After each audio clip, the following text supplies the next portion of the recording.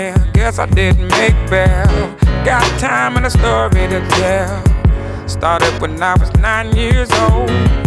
Woke up and daddy was gone. I started hustling and they couldn't tell me nothing. Frontin' in the hood, tryna be somebody. My soul was on empty. I was searching for something. Tried to be good, tried to keep from trouble. Living too fast, trying to make good on a hustle. Sometimes it get rough. Coming from where I'm from, times got hard, yeah. Coming from where I'm from, sometimes you gotta walk to work, yeah. Coming from where I'm from, sometimes you gotta do a little dirt. Coming from where I'm from, wasn't really looking, guess I found it. 5'3", light brown skin. Coming from the university. Nice style, looking kinda lovely. Didn't know she had much game. Down the ride out, even take the train. Even take her to a poker game. Top notch from fried chicken to sushi. Try to be good, tried to treat you like a lady. Tried to be your friend, turned out that you were shady. Sometimes I get lonely. Coming from where I'm from, things ain't what they seem to be. Coming from where I'm from, sometimes you get a little angry, yeah. Coming from where I'm from, sometimes you get the best of me. Coming from where I'm from, well, tried to be good, wanted nothing but to love somebody. Didn't wanna die young, learning hustling, trying to be my family. Too scared to have kids and do like daddy did, 'cause I'm so scared of failing. Sometimes it get hard, coming from where I'm from.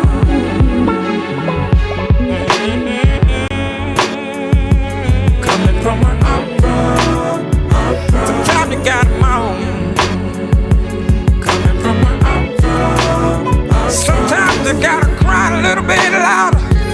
Coming from where I'm from, sometimes you gotta fight the pain, yeah. Sometimes you gotta walk alone, yeah. Coming from where I'm from, sometimes you get a little worried, yeah. Coming from where I'm from, sometimes you get lost out of touch.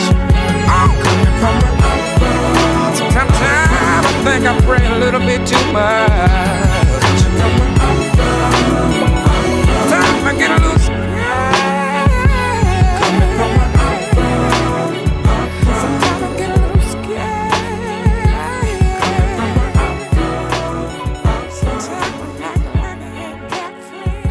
Now coming from where I'm from.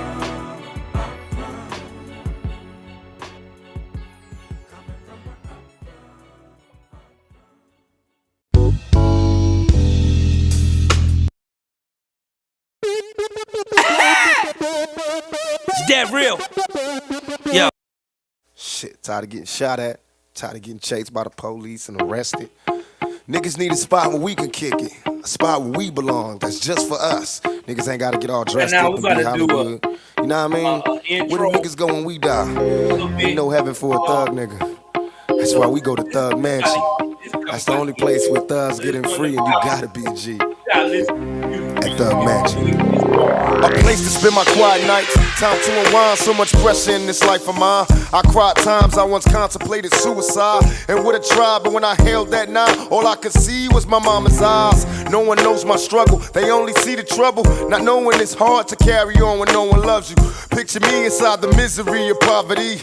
No man alive has ever witnessed struggles I survived. Praying hard for better days, promise to hold on. Me and my dogs ain't have a choice but to roll on. We found a finally spot to kick it, where we could drink liquor and no one bickers over trick shit. A spot where we can smoke in peace, and even though we G's, we still visualize places that we could roll in peace. And in my mind's eye, I see this place the players going past, and got a spot for us all, so we can ball at Thug's Mansion. Oh my God.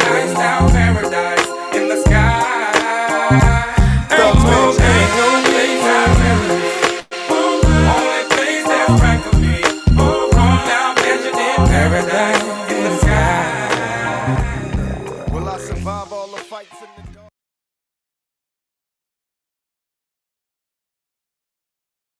What's going on, everybody? How are y'all guys doing? That was from definitely my boy Tupac Shakur, uh legendary rapper who really have always kept it 3,000 when it comes to situations like this, when it comes to black people in America supposed to unite. But we about to get into all of that too. I'm your host, Joel Davis. If it's your first time tuning into the broadcast, do me a favor and stick around. Hit the like button, hit the subscribe button. What's up, Kelly Ray? Hit the notification bell up top. I need you and my boy Mo to share this one with everybody. I'm on Facebook right now on Joel's News and Views. My original one when I started doing this, and Joel Davis Media Network. Follow me on both on Facebook. I'm not gonna let them cancel me at all because I'm just that crazy. But we got to talk a little bit about this. Woo! Black Twitter is all over the place embracing victimhood. They are embracing victimhood as we speak. They are rejoicing. They are rejoicing because in their minds, the liberals felt like these progressive liberals felt like they were right. The invisible white man is real. He has been running around all his life trying to stop the black man from progressing. But we already know what it is. We already know that when Black Twitter starts clapping their hands and doing the moon slide and the cha-cha-chas, that the bullshit has begun. Now, on this episode, I cannot show you the raw footage of the video because we already know how YouTube is. I will put it on my Rumble page so you can see the whole uncut video of it all.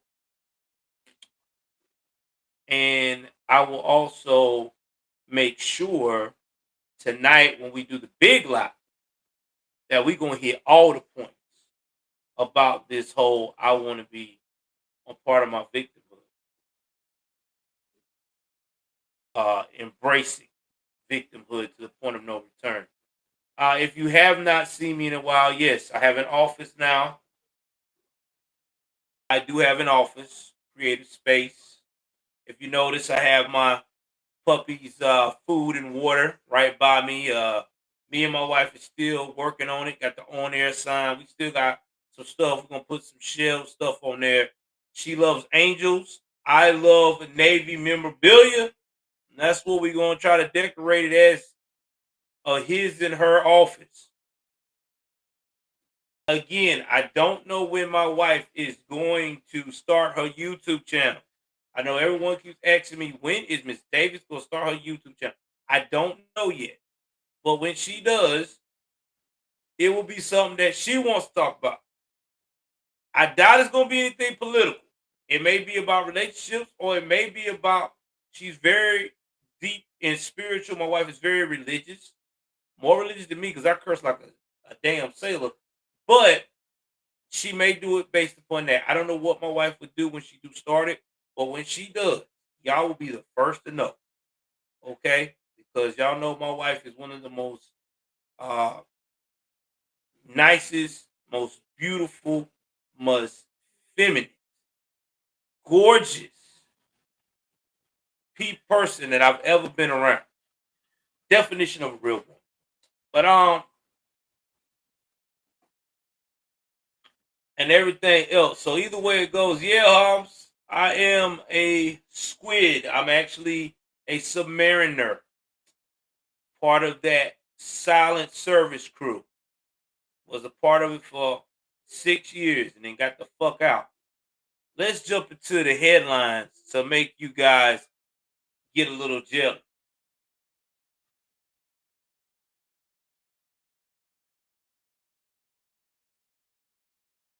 All right, so let's jump into this.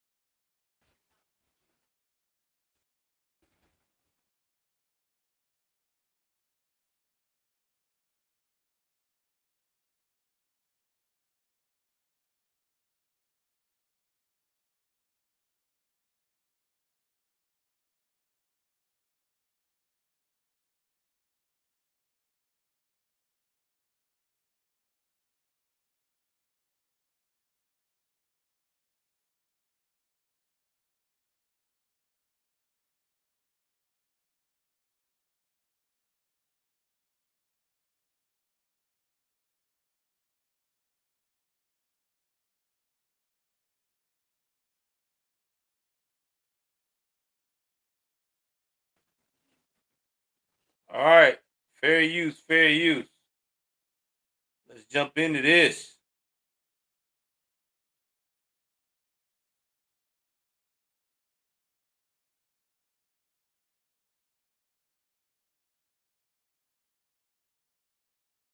Well, by now you've seen the video of that brawl that broke out on the riverfront Saturday. It's all over the internet. Right now, Montgomery Mayor Stephen Reed and Police Chief Daryl Albert are addressing the media, filling us in on what they've learned about it so far. Everyone in our community that has been so helpful regarding the situation that brings us here today. As you all know, we had an unfortunate event to take place over the weekend in downtown Montgomery. On our riverfront, it was something that was brought on by reckless individuals who did not really use good judgment and caused an event that certainly was avoidable. That said, the police department reacted very swiftly, very intentionally to address the matter, as did other citizens in the community. And so at this time, we wanted to bring forth some information that we did not have as our investigation continues to report to the public. And so I have with me Chief Daryl Albert, the Chief of the Montgomery Police Department, who will update you on the status of this event and how things are going in the investigation at this point. But again, we want to thank all the members of the public, all of our first responders, everyone who's been helpful, witnesses in bringing forth the information that we have. So at this time, I'll turn it over to Chief Albert. Chief.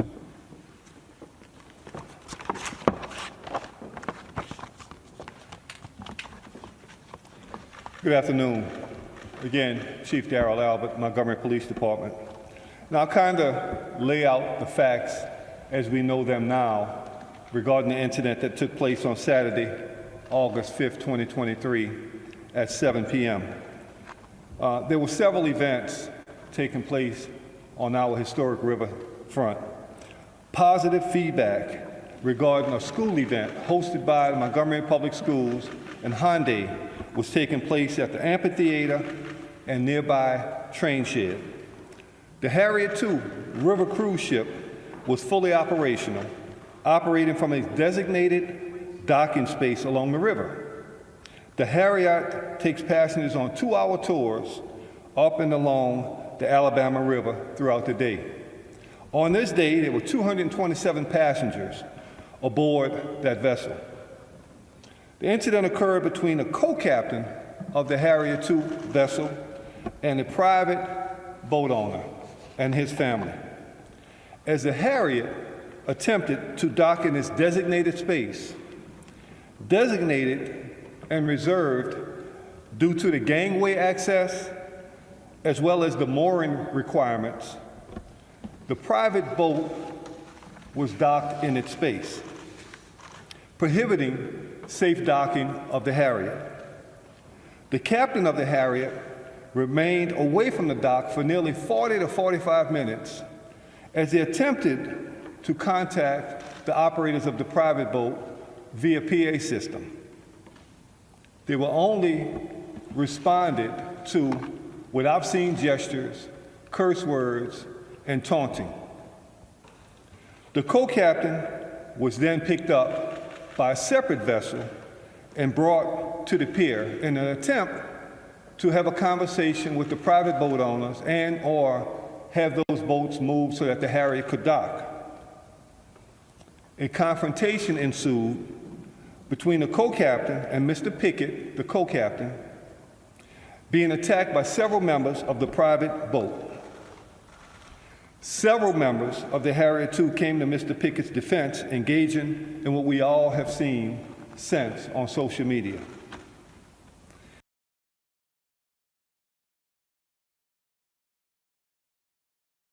I'm going to pause right there. I'm going to pause right there. So, we have two individuals, which in this case are glacier gliders, the Caucasian persuasion, that were on the river front of Montgomery, Alabama, part of this riverboat, place that you go and enjoy with your family and friends. And we already know how it goes on the weekend. When you're drinking, when you are not using the best judgment, you start to get a little out of character. In this case, these guys got out of character because they were being told by the co-captain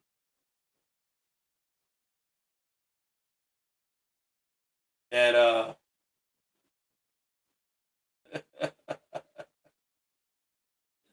oh man, my wife is on here. Okay. I did not even know she was on here. Thank you, sweetie. I didn't know you was texting. Okay. Shout out to my wife, guys. She done jumped on my joint. Anyway, get back to what I'm saying. They decided, after alcohol impaired their judgment, that it was a great idea to step to the co-captain to get out of character.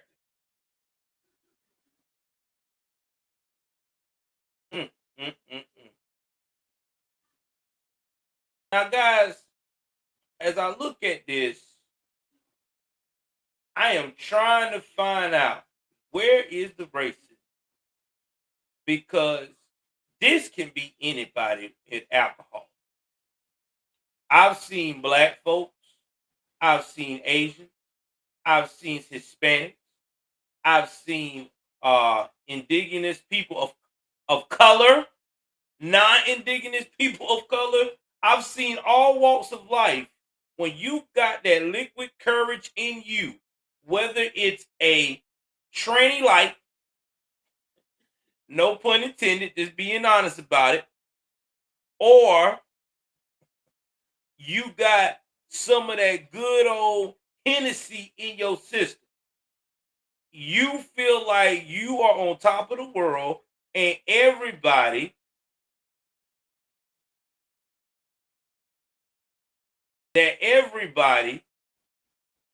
does not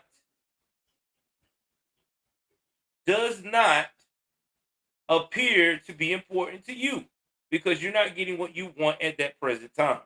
We've seen it over and over again. It's just like a kid when their parents tell them, one of those unruly kids, when their parents tell them, you cannot touch an item in the store because you can't afford it and we can't afford it, so you don't need to touch such item. And what do kids do? Especially at young age, especially under the age of 13, usually, excessively, they throw a temper tantrum.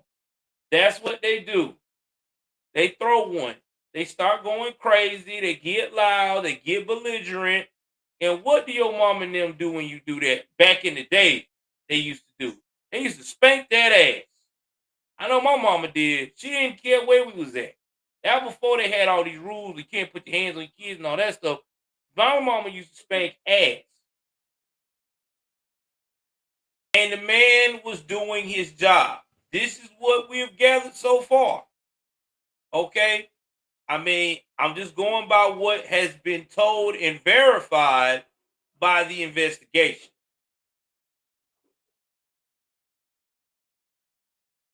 Okay?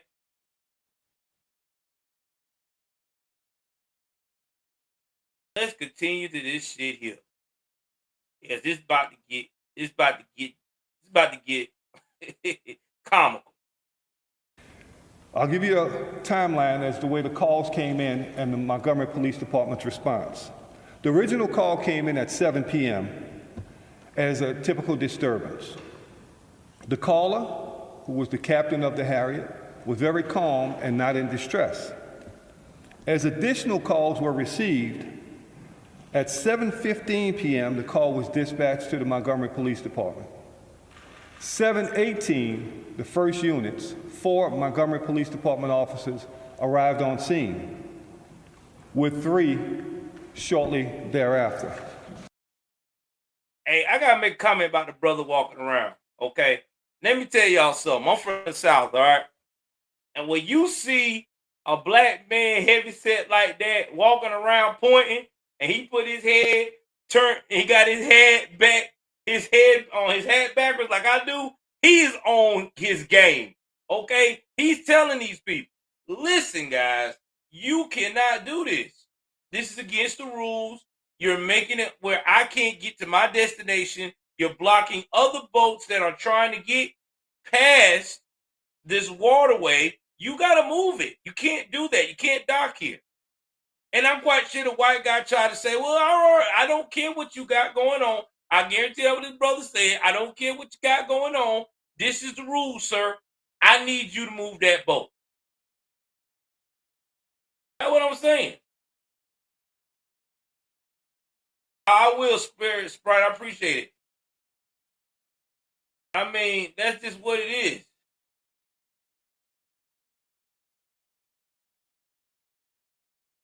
For real. Let's continue, man. Let's continue.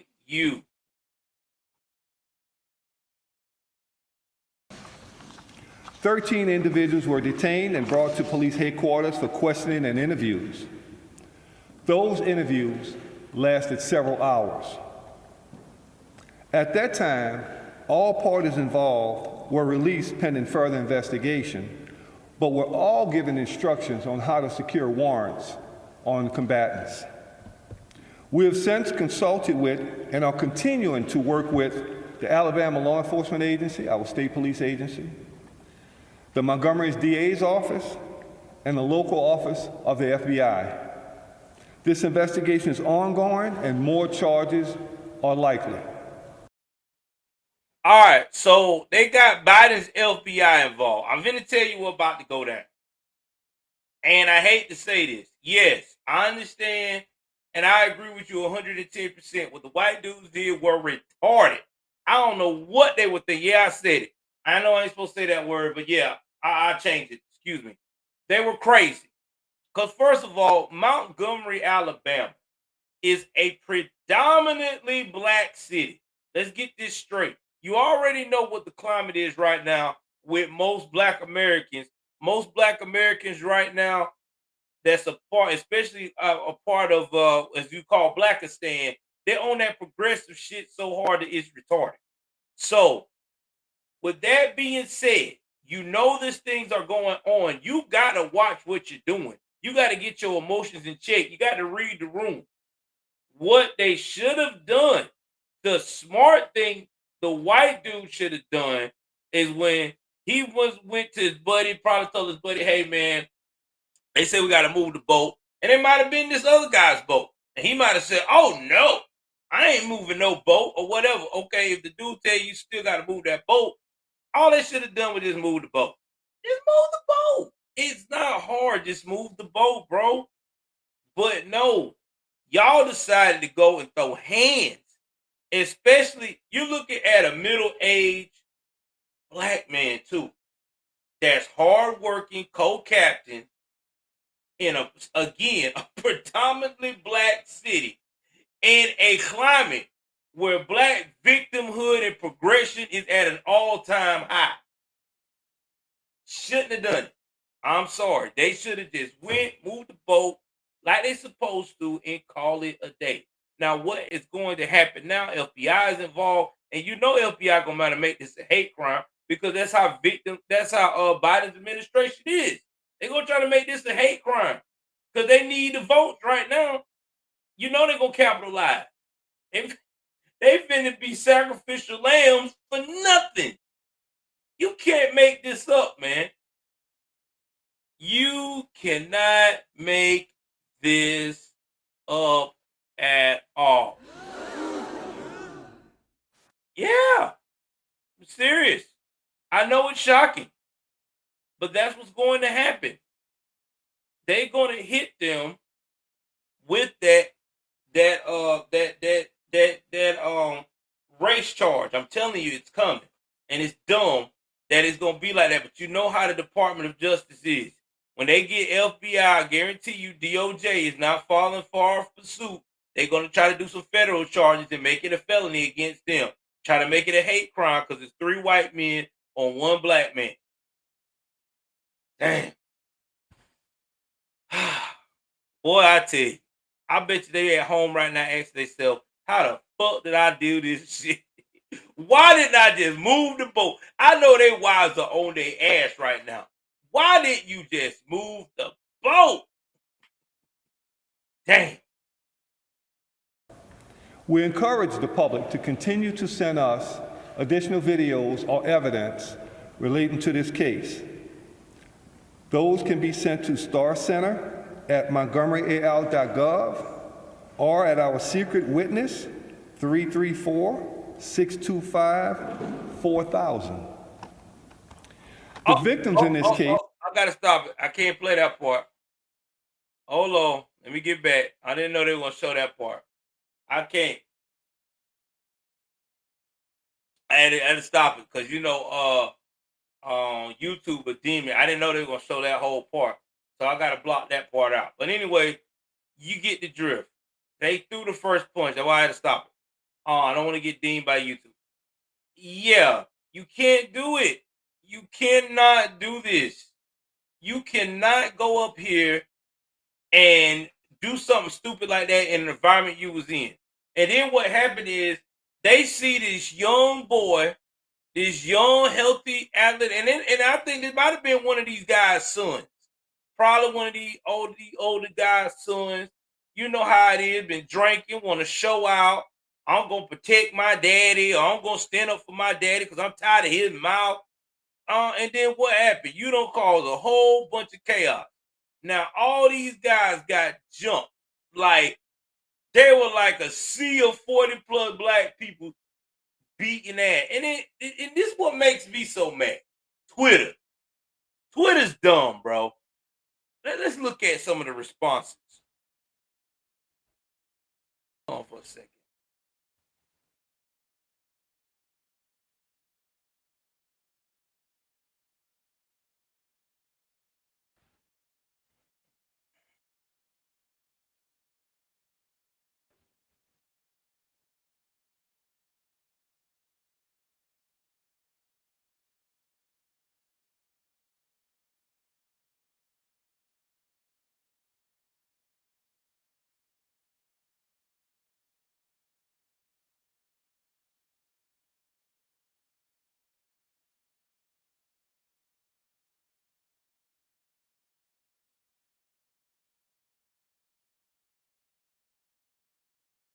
So let's look at some of these tweets. We're gonna start Complex. Complex is one of the most conservative media. Oh yeah, of course. The white family was in the wrong.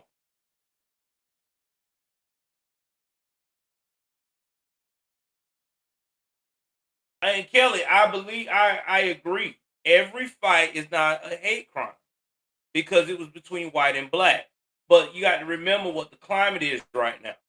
You got a president that's fucking 80, a damn 80 going on 126, okay, in the White House and has no votes. So what is he going to do? He's going to sacrifice somebody. So they got to make it look like, hey, black folks, hey, don't leave the Democratic Party just yet. Look what I did for you guys. You know the white dudes that jumped that black man that was a co-captain? I threw charges on them. Because I love you guys for now. But you already know what it is. You know that what they're going to do. Let's go ahead on here and show some of these tweets. Now, listen. Again, I'm not supporting any of this whole race war bullshit because I don't stand for it. I think to me it's stupid, it's dumb, it's uncalled for. That I do support the community aspect, not because they're black. I support the community aspect because the people saw a elder or older man in danger from a 3-on-1 fight by a bunch of drunken guy who wanted to get crunk because he didn't want to do what was told of him. Now I support that aspect, but I don't support this all of a sudden it's a race war because that's dumb. Let's jump into this. Some of these tweets they're saying. One is from Shannon Sharp's parody account. You know, Shannon Sharp is the guy that used to be on Undisputed that's now about to have his own, possibly be on ESPN with what's my man's name? Stephen A. Smith. It says a group of white men attacked a black security guard after the security asked them to move their platoon boat so Big Harriet can dock. They refused to and attacked the security guard. A group of black men seen and went and defend him by beating the white men up 100. See how the young people do this? It's always I don't know why my thing keep falling. You see how they do this? They always do this race stuff. And I hate it every time. Race has nothing to do with this. This is what you call community action. That's all that was. They saw a man in distress or a citizen in distress, and they took care of it.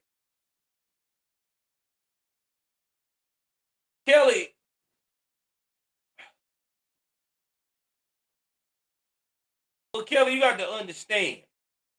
I don't know what part of the North you live at, but the North is getting to be the same way. The only difference is right now is that down south they likes to prey on a lot of these people with this progressive mindset because a lot of these folks that's down south, and I'm not trying to sound messed up here, but I'm being real, that's in Blackistan has never been out of Blackistan or never been out of the state of where they're at or even the town that they live in. So their mind is very, very close. Okay, very close. So in their mind, they're going to think that every time they see a white person get aggressive with a black person, it's racial. They ain't going to look at all of the elements that led up to it. Okay? And that's a fact.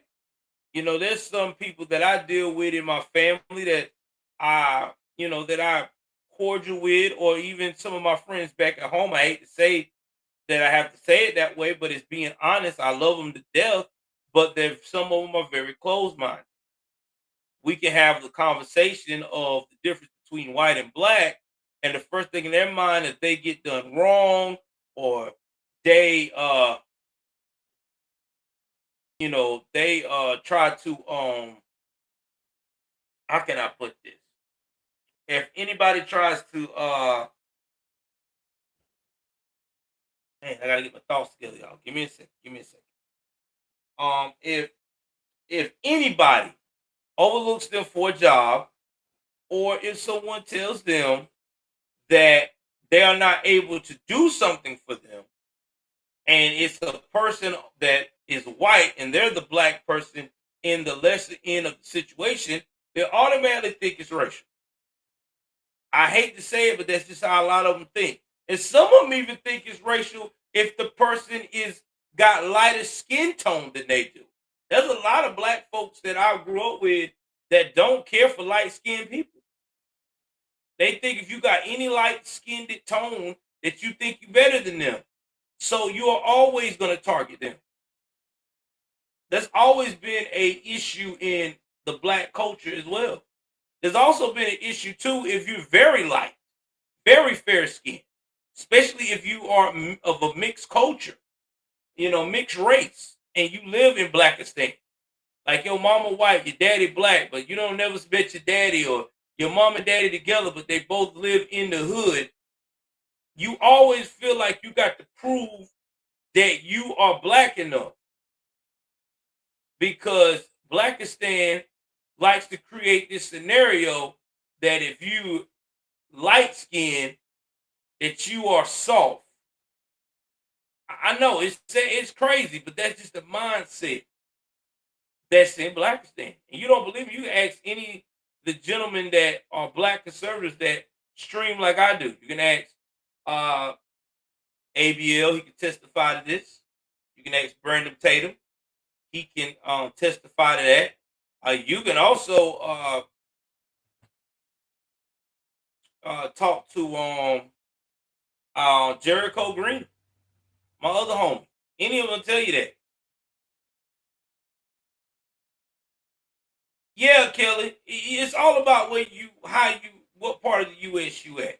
Because like I said, down south, the colorism is real. Now, if you lived in the middle south, or they would call northern of the Dixon-Mason line, that means when you get up past South Carolina or a little bit ways into upper South Carolina, going all the way up north, then it's different. People more open-minded. People are more understanding to look at all spectrums before they scream racist. But most of the time, if you live below the Dixon line, the Mason-Dixon line, it's either all or nothing.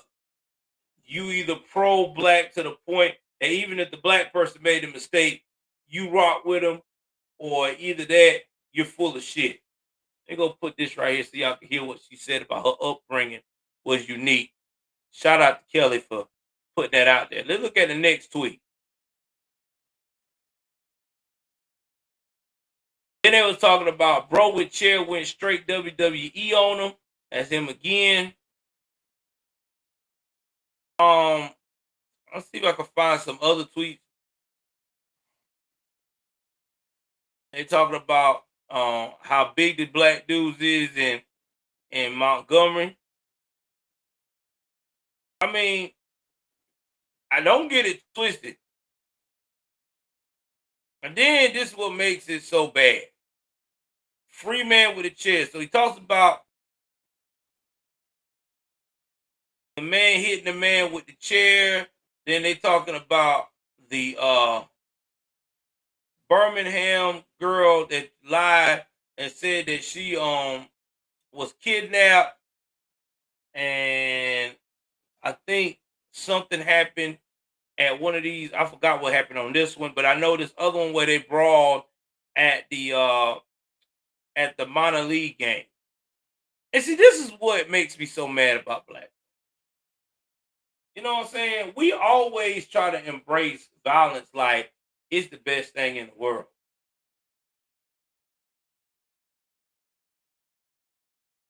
We do.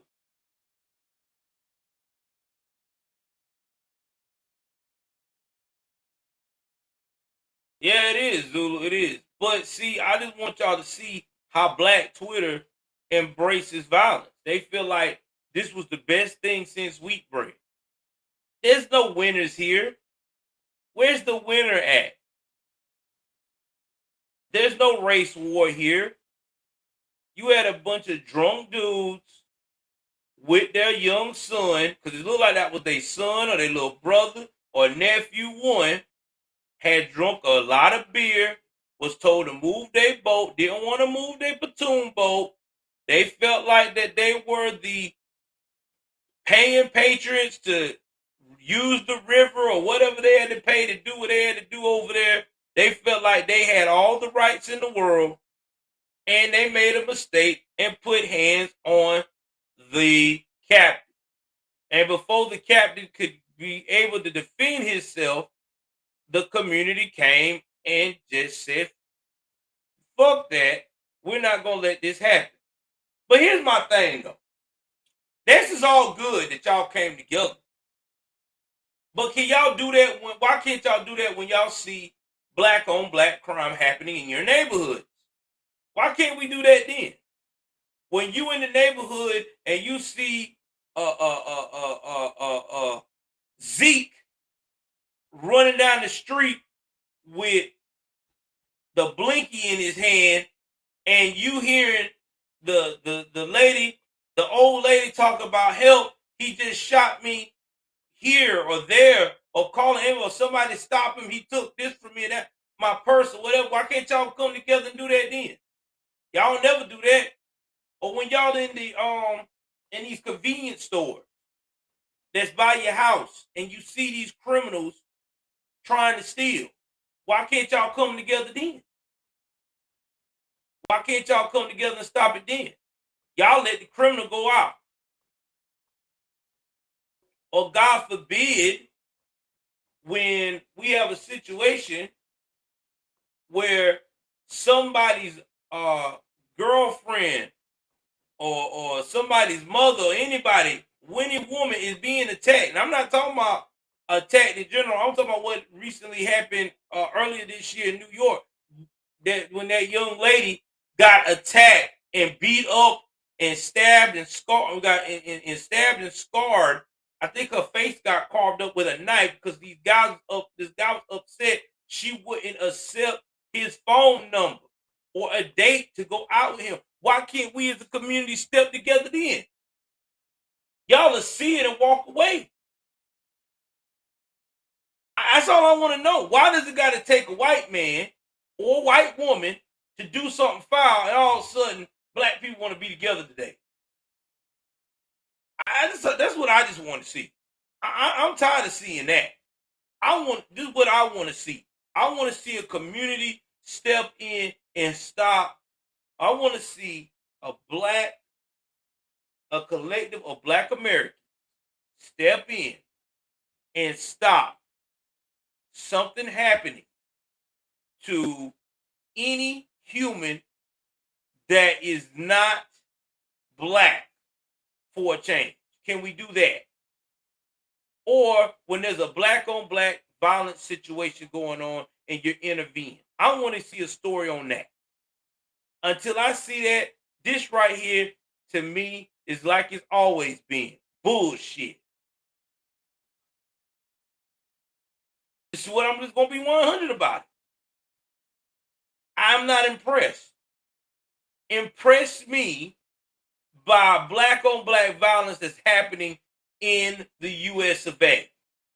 Stopping that. Impress me when you're in Chicago, black folks, and the gang member is trying to shoot up the damn apartment complex that you live at, and somebody jumps in a vehicle and runs him off the road, a whole collective group of them, and y'all all jump in and take the weapons from the gang member, disarm the gang member, tie up the gang member, and actually allow the police officers to do their job and put they say gang member away.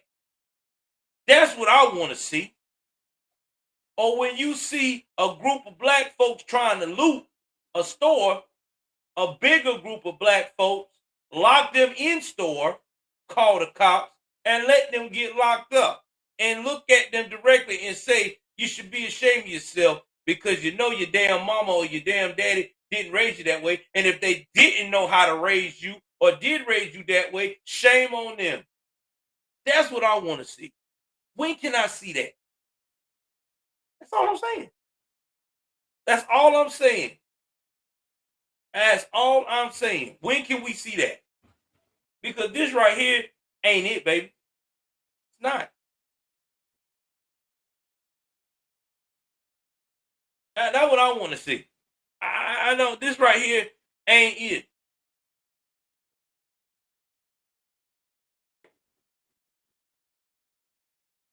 Yeah, I believe you, Kelly. I believe you. Crime is happening everywhere. In Blackistan, and nobody won't stop that, but they'll stop the white man all day though.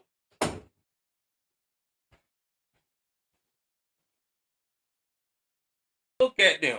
Everybody look at black. They think this is so cute, and this is dumb.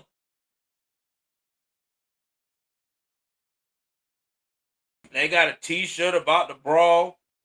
I do a T-shirt, and y'all probably don't want me to do it because I hurt everybody's feelings, but I bet you it'll sell.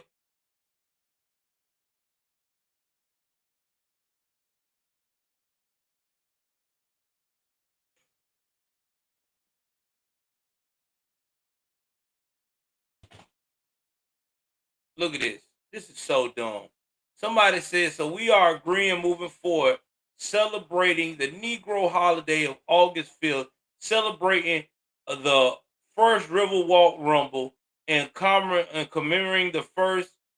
What? Look at that. Look at that. That's what you call yourself. You call yourself the first nigger Navy unit formation? We doing seafood bowls or throwing something on the grill. How about let's quit being fucking ignorant?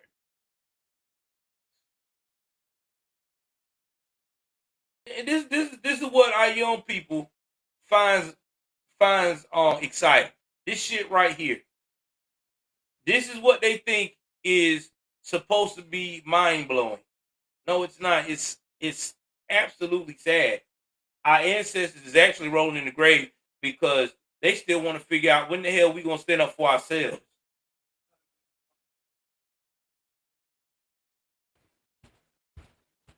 I mean, that's just that they want to know. When are we gonna stand up for ourselves? When are we gonna stand up for ourselves and protect community from ourselves?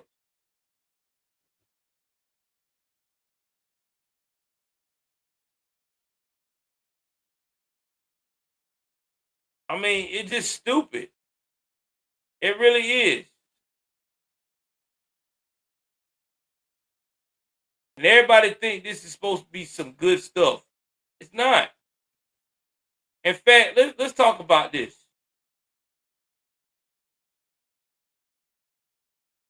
You want to see some good stuff? Hold on for a second.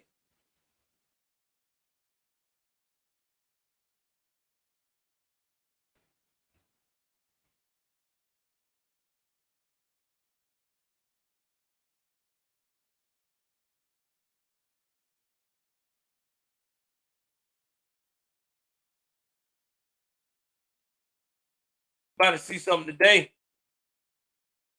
We about to see it today. Oh, what I want to see. This right here is what I want to see more of. But I want to see it from Black Americans. Let's talk about that. I'm not gonna play all of it because if it starts to show any violence, I can't play it. Let's jump into this one.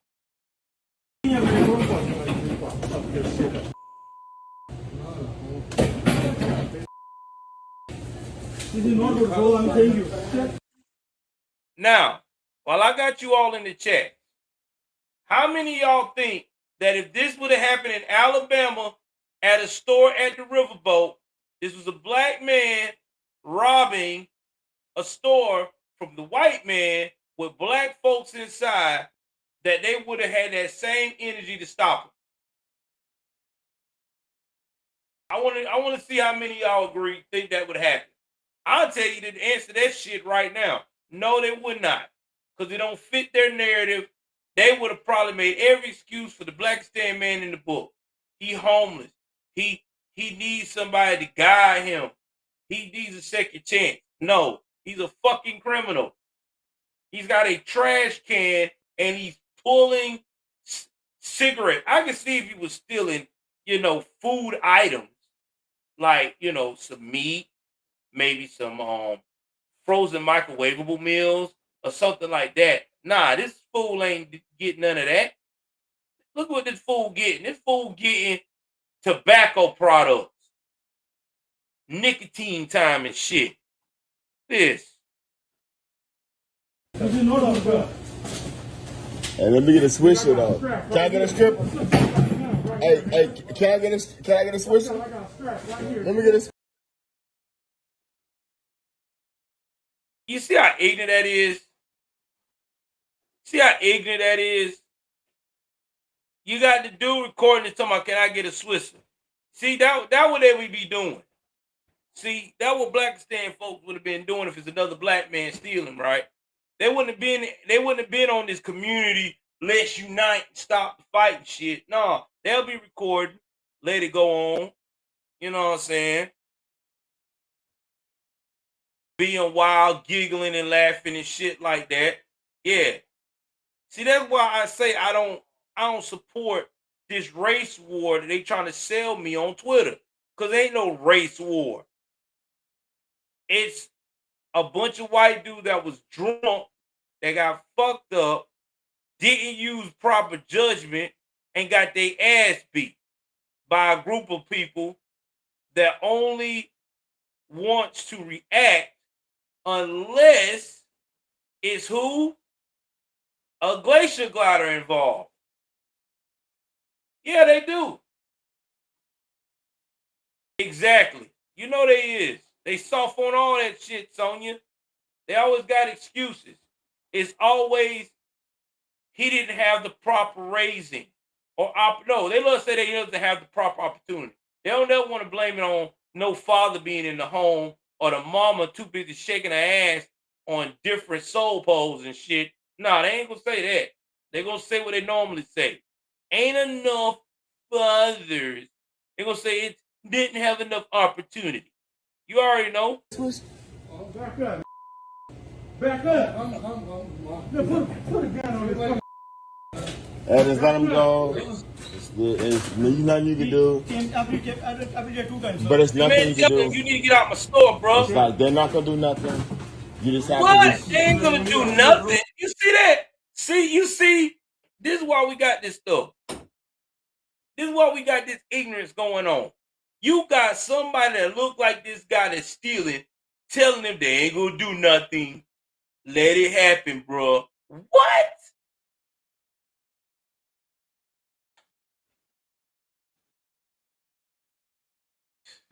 I'm telling y'all can't make this shit up. Claim you have insurance? You have insurance? What? Did you have insurance? You ain't got insurance. No, it hurts you? You better not, nigga.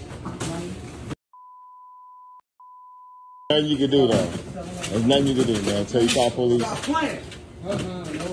Ain't nothing you. Again, he is holding the camera. He is holding the camera and telling everybody in the store there's nothing you can do. But again, we're supposed to believe that these type of folks are supposed to be all about community.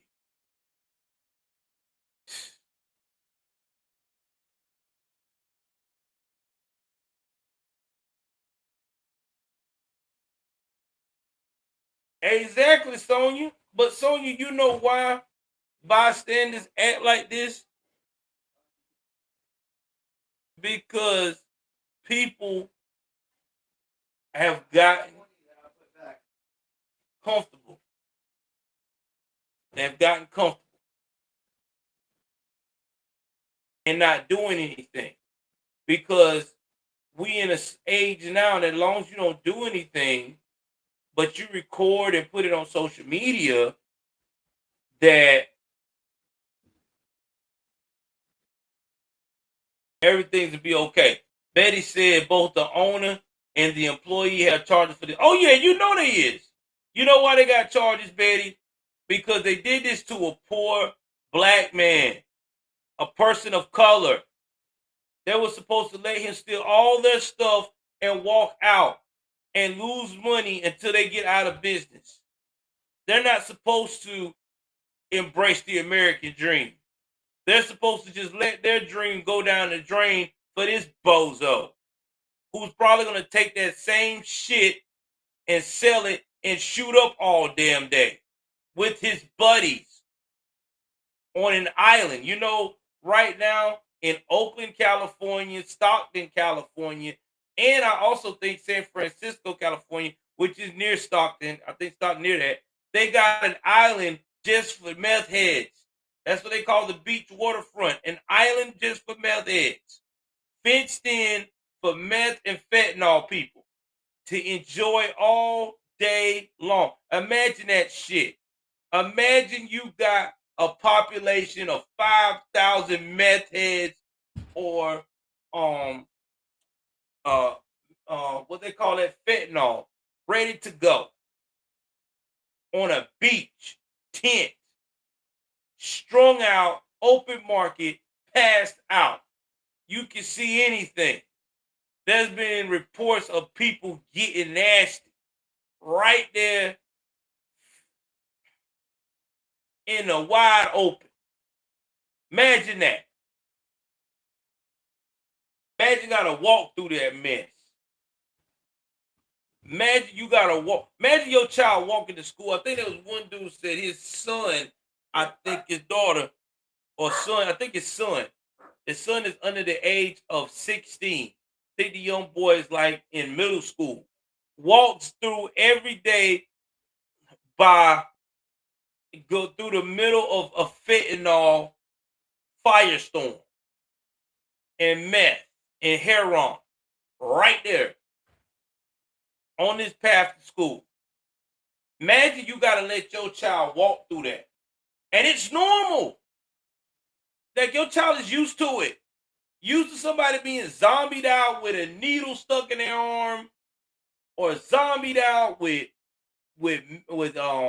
fentanyl at their fingertips. Just imagine that. Your child going to school for that. Going to school through that day in and day out, rain or shine. And people want to know why people leave in California.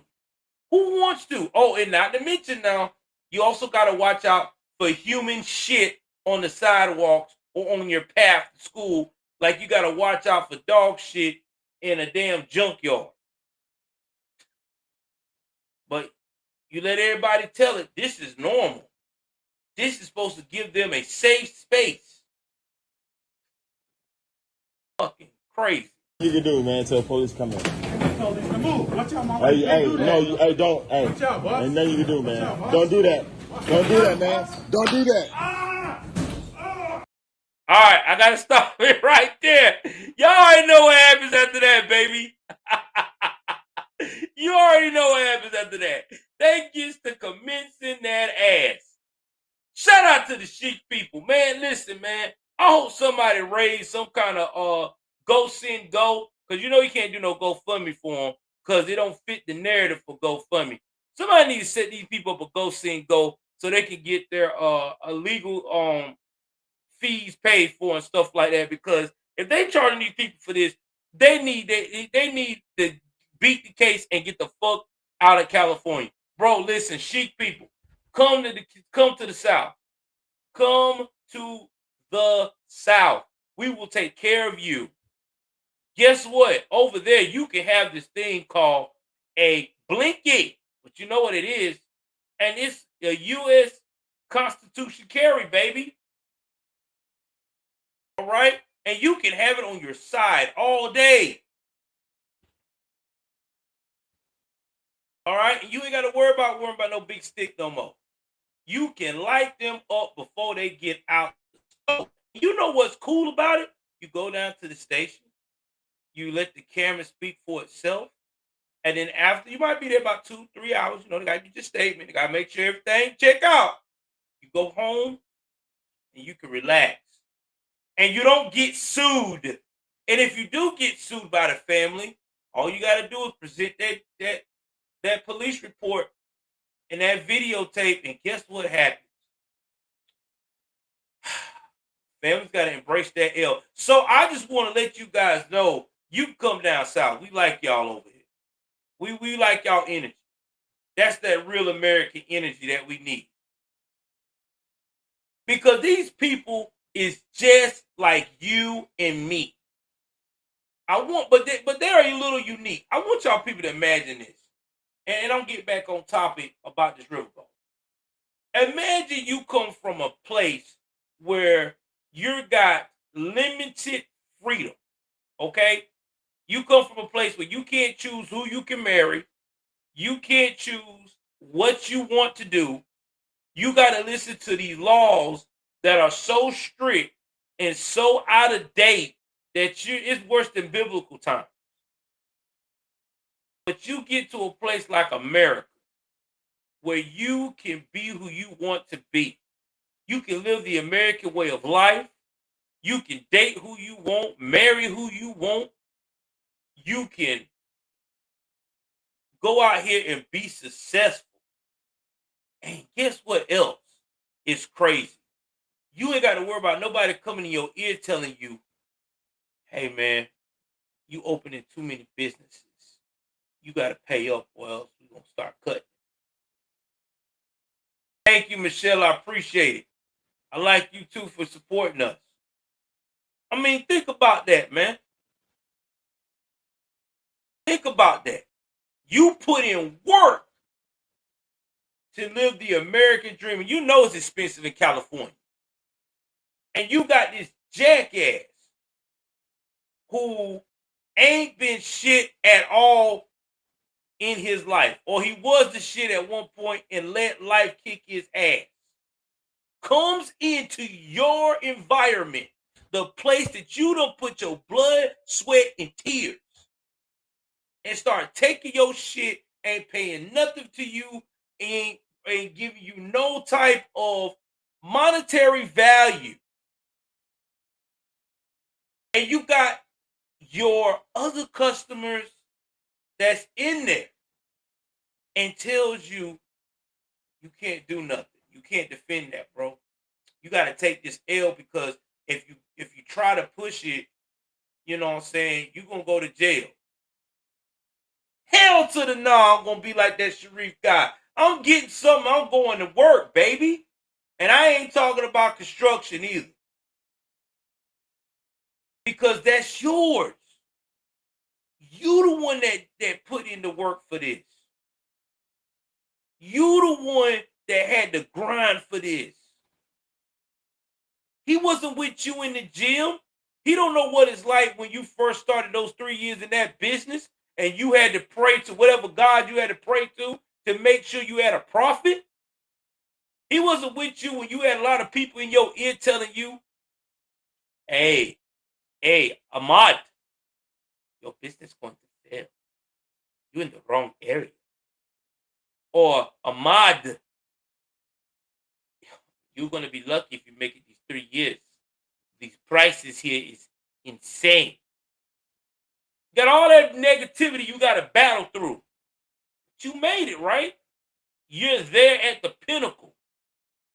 And all of a sudden, you got jackasses like this guy coming into your American dream, trying to destroy it. Trying to make your overhead. Yeah, brother, I did, man. You may have to rewind back. I'm sorry. But you let them tell it, this is okay. It's okay for them to take your American dream. If you let these progressives tell it, it's okay for criminals like that to take your American dream, because you got to look at them as being you got to have compassion in their mind. You got to have sympathy for them. You got to be able to hold their hand and not hold them accountable because somebody did them wrong for so long. Bullshit. You know how many people in the history that we've seen that have had bad childhoods, bad starts, bad luck, turn around and be triumph and become incredible. Look at the man that recently got a house from The Rock. Came from Africa. His village is only sticks, mud, and bullshit. Okay, this is where this man came from. He came from a village where it's sticks, mud, and bullshit. And I think there's a whole bunch of lions and shit not too far from down the road in Africa. Okay? And guess what? When he won his biggest purse, did he go buy him a brand new Corvette? Did he go buy him a Lambo or rent one or lease one? Did he go buy him a brand new mansion? Did he went and called the only girlfriends, one of these only girlfriends on Instagram and say, hey, boo, what's up? What's good? I'm a champion now. Come over here and let's get to work. No. He took his money and took it back to his village. He said, my people need water. I'm going to look out for them. And I will try again and worry about me later. The story was so moving. I think that not only was Rock, I think there was a lot of other celebrities was in line to try to get this man a house quick because they never seen that. Because you know how it is in the U.S. We got a lot of selfish motherfuckers. Okay? And it rolls off on people that migrate here because they seeing all these people buying all this shit and like, I ain't helping this damn fool. I ain't helping that person. It's all about me. This man took care of his village first. He took all that money and had water systems installed. He's trying to make his village have an actual housing. That's his goal. Say he don't want them to have sticks and mud. He wants them to be more modern and wants them to be able to enjoy having a decent life. So shout out to that dude. I can't pronounce his name, but look him up. The Rock brought him my house. I ain't no fan of The Rock because he's liberal as shit, but that lets me know that that man must have done something right.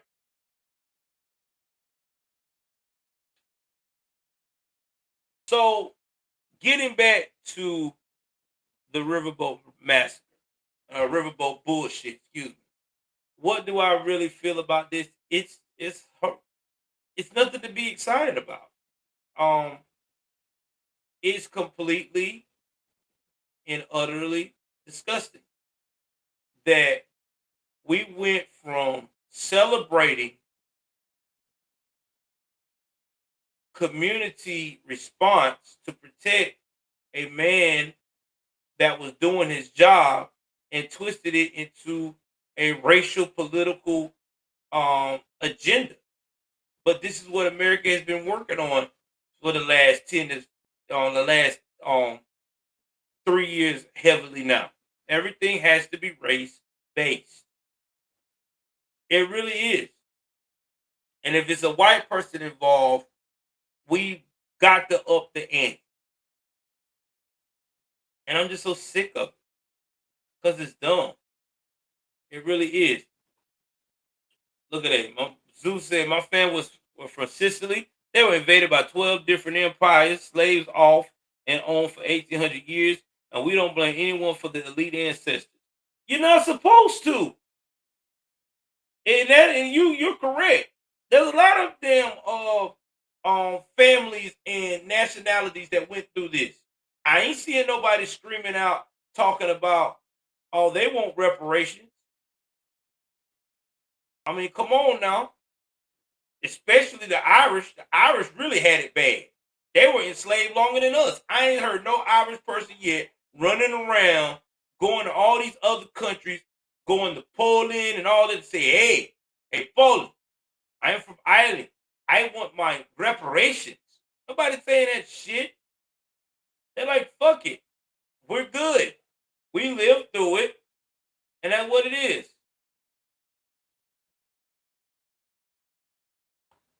No, Betty, we don't teach our kids to judge on character no more. That makes too much sense. It really is. All right, so we about to do a poll because I did not get any donations this round. That's fine. I know a lot of people is just coming in. How many people want me to do a show 9 o'clock tonight and really get in detail on the recent news? Let me see how many ones in the chat I get. Yes, in the chats I get. If I get at least 5 yeses, I'll do one tonight. I need about 5 yeses if you want me to do one tonight at 9 o'clock. I will do a show tonight at 9 o'clock and really get in depth. But if I don't get 5 yeses, I'm just gonna just put this one up and call it a day. So we got Betty. Betty said yes. She wants me to do one. Let's see who else. Danny Knight wants me to do one. That's 2. Like I said, if I get 5, I'll do one tonight.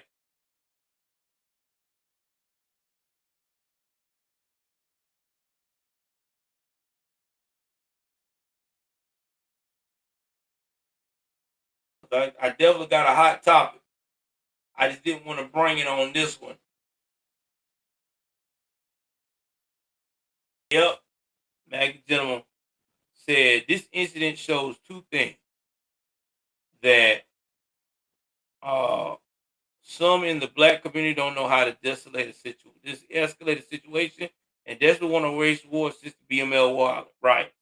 Well, yeah, they on Black Twitter already told you they want a race war. The number 1 MAGA general, but you're right. The de-escalate the situation. I agree with you on that.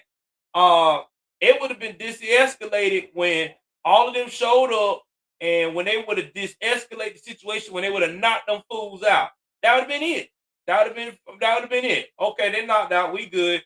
Hold them to make sure the captain, the riverboat captain's okay, and then turn around and say, all right, let's go ahead on here and let's call the proper authorities and arrest these jokers. And then go back to celebrating your day. That's de-escalating the situation. And when they try to say it's a race war, no, it's not a race war. We ain't got time for that mess. This is about community. This is about spirit. We would have done that for anybody. That would have shut that all down. But they're not going to do that because y'all already know how these liberals think. No, you're right, Betty. It don't make sense. You 13% of the population. I would think it'd be white people screaming race war. Y'all the ones that's the higher percentage of the population. Y'all make up 65% of the U.S. If my 13% was out here acting a damn fool and infringing on your personal life, then yeah, I can see that. All right, let's see how many votes we had right now. We had 3. All right, now we at 4. Zulu 214. All right, if I get one more, it'll be 9 o'clock tonight. So I'm trying to check and see. And I'll tell y'all what it's going to be about before we end this one.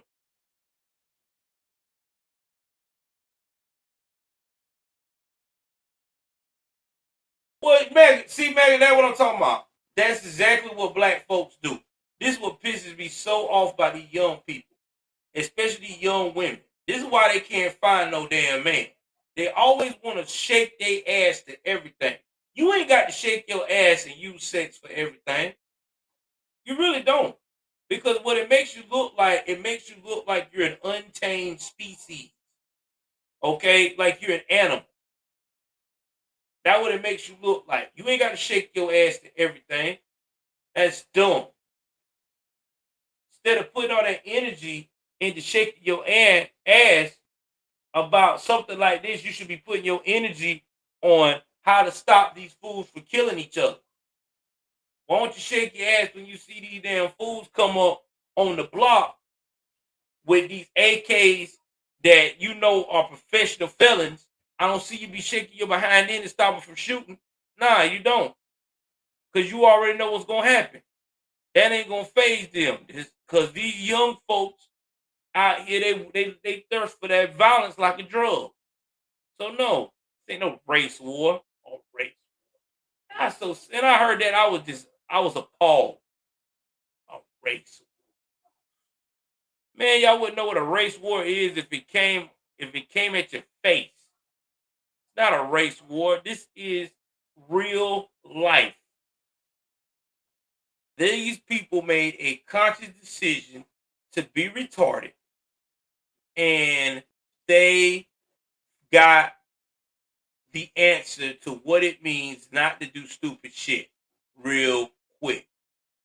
All that was no racial thing involved.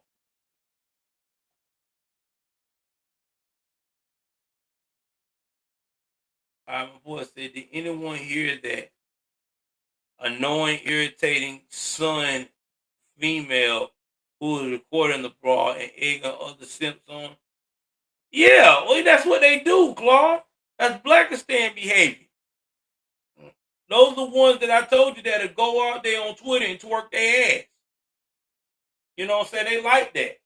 They like doing stupid shit like that. They really do. Oh, yeah. This is so hot, girl. Let me shake my ass, girl. He's fighting. They gonna fight. All these men standing up, girl. That's what I'm talking about. If they standing up for him, I know we'll be protected.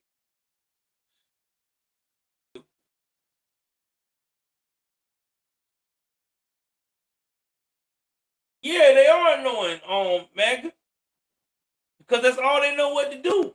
They ain't got no other skill.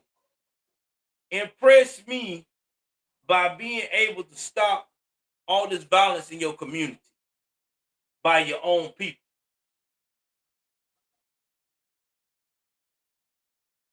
But see, Claude, not all black women like that.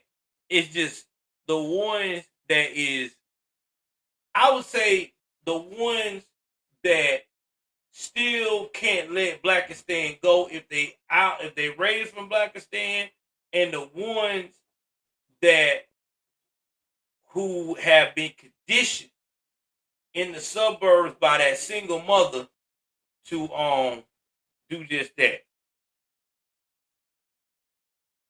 All right, I'm trying to see if we get one more vote, man. Because right now we at MAGA was the let me see. Let me recount the votes. So make sure we at 5 or not. Betty wants me to do one tonight. Danny, that's 2. Then MAGA, that's 3. And then it was Zoo, which is 4.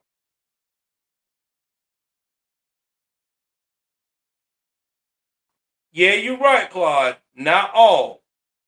You're right, about 5%.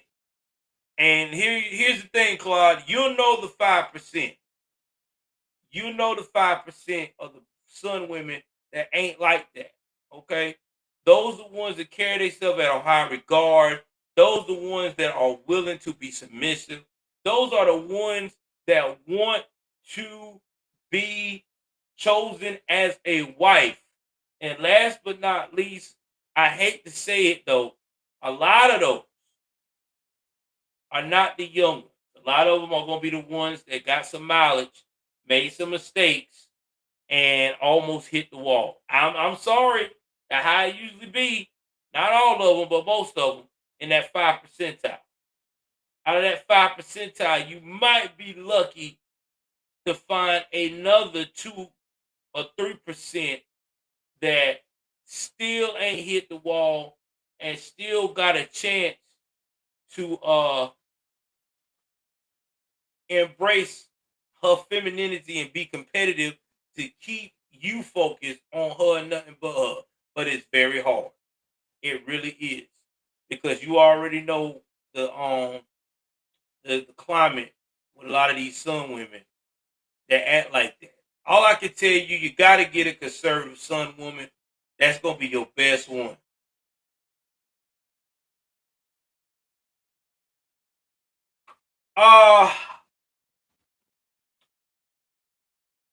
Claude said, you want me to keep the stream going. All right, Claude, you want me to keep the stream going? All right, I'll tell y'all what. Give me a second. Let me coordinate with the first lady. If y'all want me to keep this stream going, I don't need some donations. I need y'all to share it then. Okay? All right, I'm going to need some donations now. Because y'all, I ain't seen nothing come from the super chat at all. $5, $3, something. I mean, but if y'all want me to keep it going, I'll do it. Y'all know I will. Let me go consult with the wife and see what she's saying, and I'll go to the other news that we need to discuss. Give me 1 second.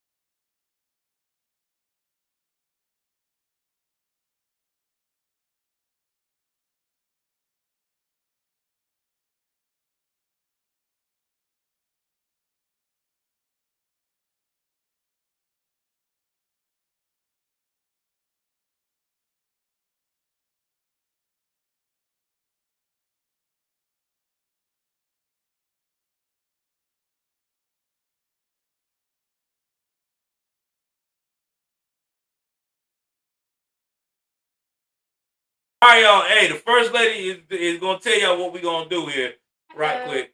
Hello. I don't care if he stays on with y'all.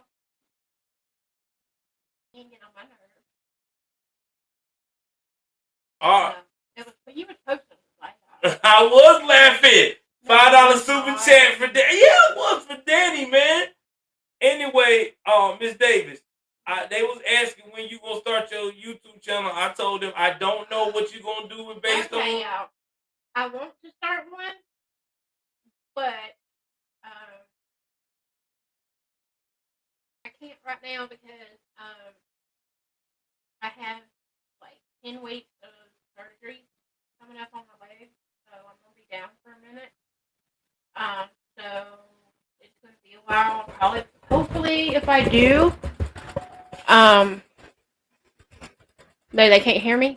Yeah, I gotta make sure that they can hear you better. Oh, okay. So I want to start a YouTube channel, but I just don't know when I'm gonna be able to do it because I have some surgeries coming up for about 10 weeks worth of procedures on my leg, so that's going to put me down for a while. So maybe at the beginning of the new year, I just haven't decided on what I want to talk about. I haven't decided on what I really want to do. So, but anyway, once I get it figured out, y'all see me. Y'all will definitely see me. I may even join my hubby here on some lives or whatever about politics, which I don't normally get into, but it is what it is. I may just come and sit and say hello. I don't know yet. But anyway, y'all overlook me. I am like a real hot mess tonight. But anyway, any donations? Hey Danny.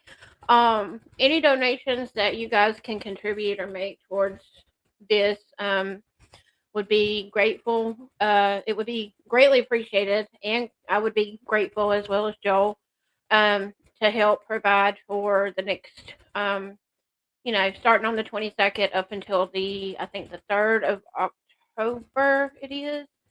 I have to go 2 days a week to about 45 minutes to an hour up the road. I have to do this twice a week. So any donations that y'all can make would be greatly appreciated from the bottom of my heart. So I'm gonna let him carry on with what he's doing. Y'all enjoy your time with him, and y'all take care and be safe out there. Love you guys. Thank y'all for the support. Man, shout out to my first lady, man. We celebrated our 10-year anniversary. I will say 10 years. It seemed, even though it's 9, but I'm speaking in the distance. 10 years. If y'all ever heard my story, look on my join my membership and you'll see it. It's my bio where I was on pills real bad when I first got with my wife, and I got myself together, got cleaned up, and because of her, I've been on a positive thing ever since. Don't get it twisted. Our relationship is like everybody else. We got ups and downs. I've talked about my struggles of me being crazy, me being eccentric. I've also talked about my struggles with me at times being retarded with social media with other women at one point, which now I am definitely committed to leave that shit alone. That's why y'all don't see me on no Snapchat. I ain't got no Twitter no more. Only thing I mostly got now is the YouTube and the Facebook, because that's just where I be at. And like I said, man, no relationship is perfect. And that's why people got to understand it just takes work. I mean, that's just how my great grandparents was together for 50 plus years. It just took work. You know, that's just what it is. If you ain't willing to work with somebody, then you don't need to be with them. That's just all I think I can say. If you don't love them enough to work with them, you don't need to be with them. But thank y'all so much for letting her speak. Like I said, my wife's got many talents. She's not only good with sales, she's good with, like I told y'all, she's very into the scriptures and stuff like that.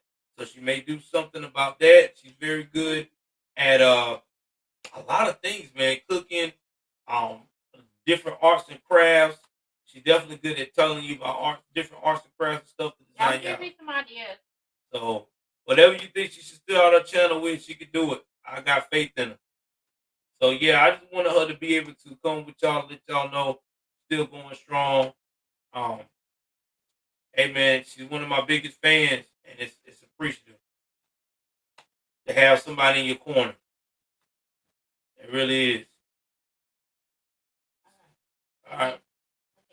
Yes, boo. So give me 1 second. Let me let her exit right quick. Hold on for 1 second, y'all.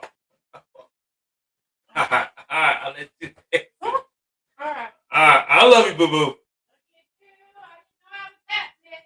Oh my Lord. All right, guys. So we gonna keep the live stream going. Yeah, we should start a cooking channel.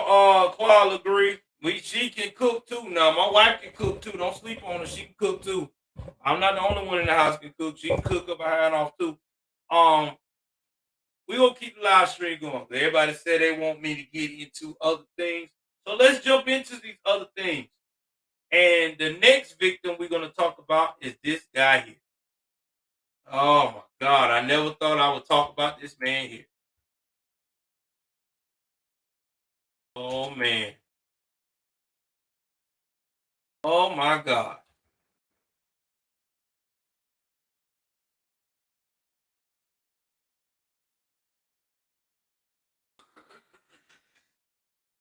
Oh man, you know, guys, first off, we gonna play a snippet of what old boy said, and then we gonna come back with the apology. So again, this is fair use, fair use. Again, fair use, fair use, fair use. I have to say that this is off of Vlad TV. Again, I want to play a snippet of what he said on his little interview with Vlad TV with Gloria Velez. And if you don't know who Gloria Velez is, very attractive woman that started her career as a video DJ, video jockey. As a, you know, and if you don't know what a video jockey is, they mostly host the videos and stuff like that. And I think she did some radio at one point. But either way it goes, he was on there with her for his interview with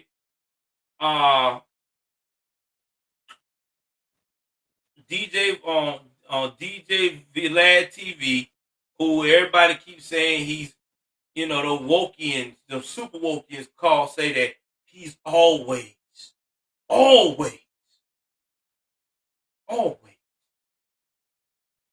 profiting off the backs of black folks. But in reality, he's just a damn good businessman, and people like to go to his show. So with that being said, let's jump into what was said, and I'll give you my comment. Again, fair.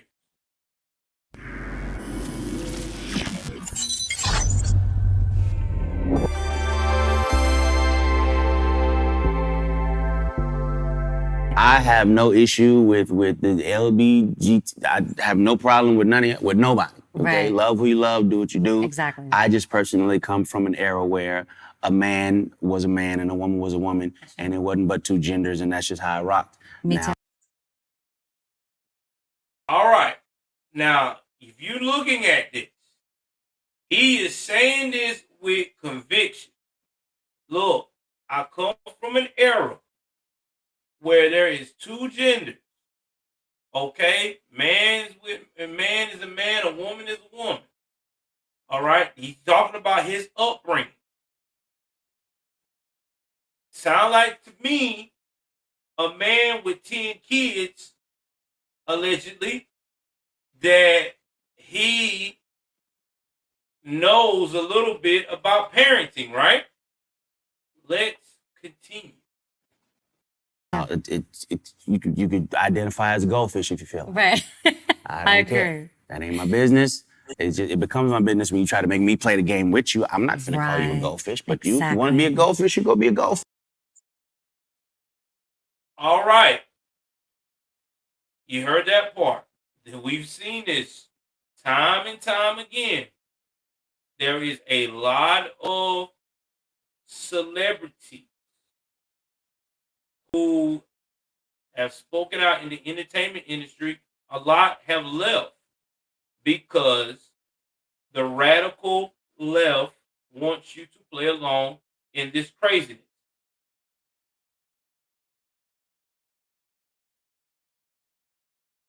Well, I don't know what he did. We're going to get to that part yet. I don't know if he retracted or not. I'm about to find out. I don't think he did retract the apology. We're about to find out. Hold on. Y'all say he's about to retract the apology.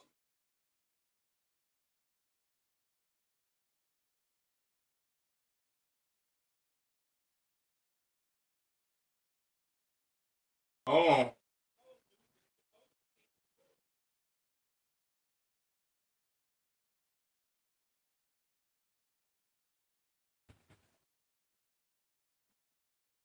Oh. Okay, so he did retract it. Oh. Okay, I give Neo props then. I was about to go back on it, but okay. Thank you for that, LeGrim. Legree. He did took it back. So maybe Neo do got some going there. Let's continue. Amen. I mean, Well said. it's just, we live in a weird time, man. We do. We do. live in a time where a person will have a mental breakdown in front of their camera.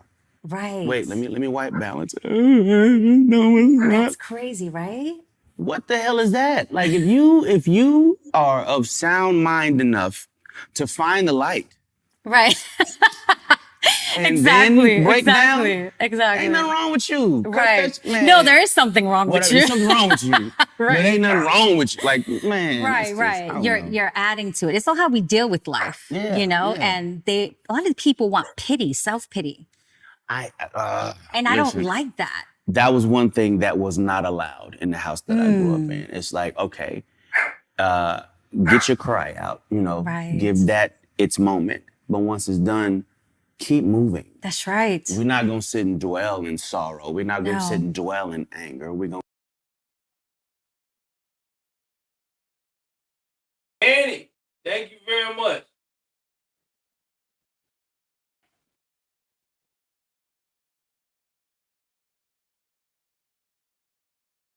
Oh, man. Okay, thank you, Danny. He said off topic, but I just want to give a shout out to Stacey Dash. She was sad in her moment of weakness, and she bent the knee to the woke wall, but I respect her so much for conservative value. Thank you. And let me tell y'all something. Let me tell y'all. Neo, if I'm not mistaken, came from a religious household. I'm quite sure he did. I think in his personal life, he came from a religious background. Let me look this up. Let me look that up and see too. I think Neo did. Let me check and see, but I'm quite sure Neo comes from a religious background. I want to say either his mother or his father were heavily in the church. But I'm quite sure he come from a religious background. And let me see.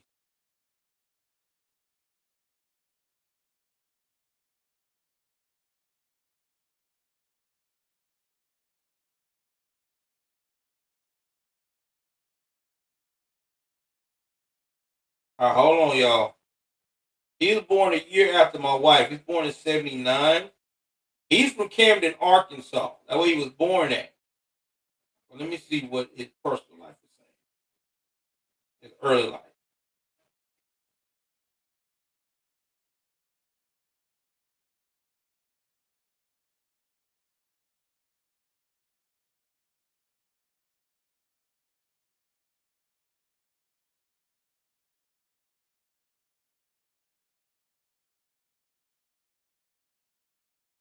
Okay, so this is what happened.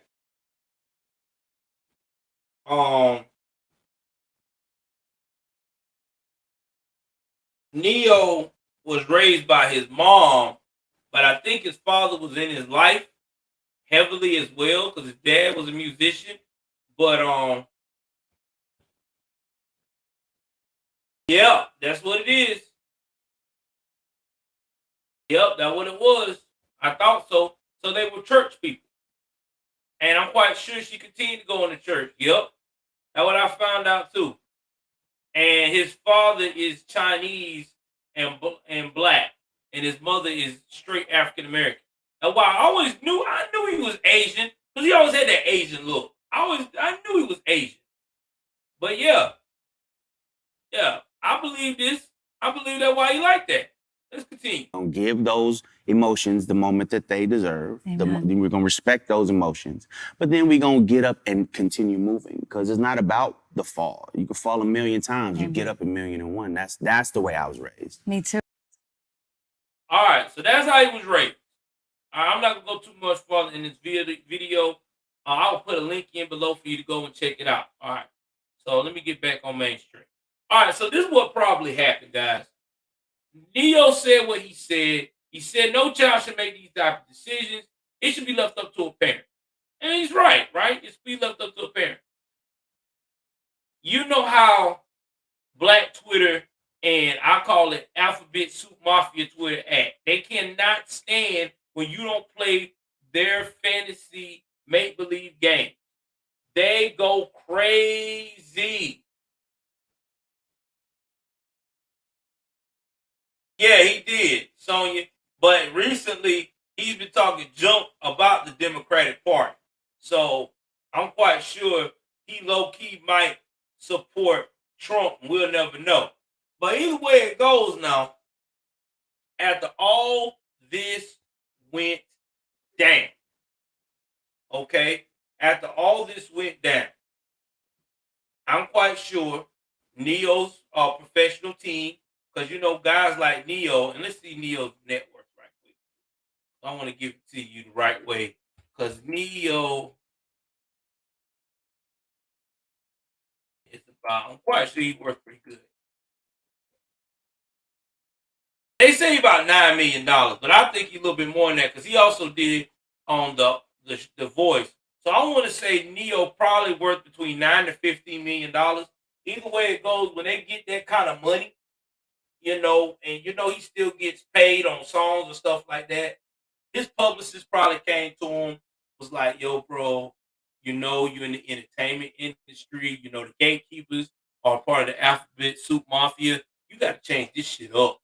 You can't say that. You got to agree with what they're saying. You got to release an apology and tell them that you're going to work through it. You're going to research more and not offend nobody, and everything will be fine." Okay. He did that, right? I tell you what made him double down. How many of y'all want to bet if he's from the South, the deep South, like Arkansas, Georgia, Mississippi, Alabama, Florida, Mama got on that damn phone. Mama got on that phone. And Mama probably said, "You know and I know how you was raised. You was raised to stand on what you believe in. You got 10 kids out here in this world today. You better get your ass together and stand up on the principles that you were taught. And you better retract that apology and say that you are a man that stands on what he believes in and is not apologizing for no damn body. That's what probably happened. I guarantee you that would happen. That's why he changed and retook that statement. Mama got on that phone, player. I promise you. His mama got on that phone. I guarantee you. See, I think his mama's still alive. Yeah, I guarantee you his mama got on that phone.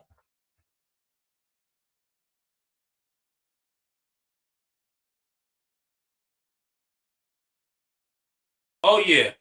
Oh yeah, his mama. He brought a second house for his mama.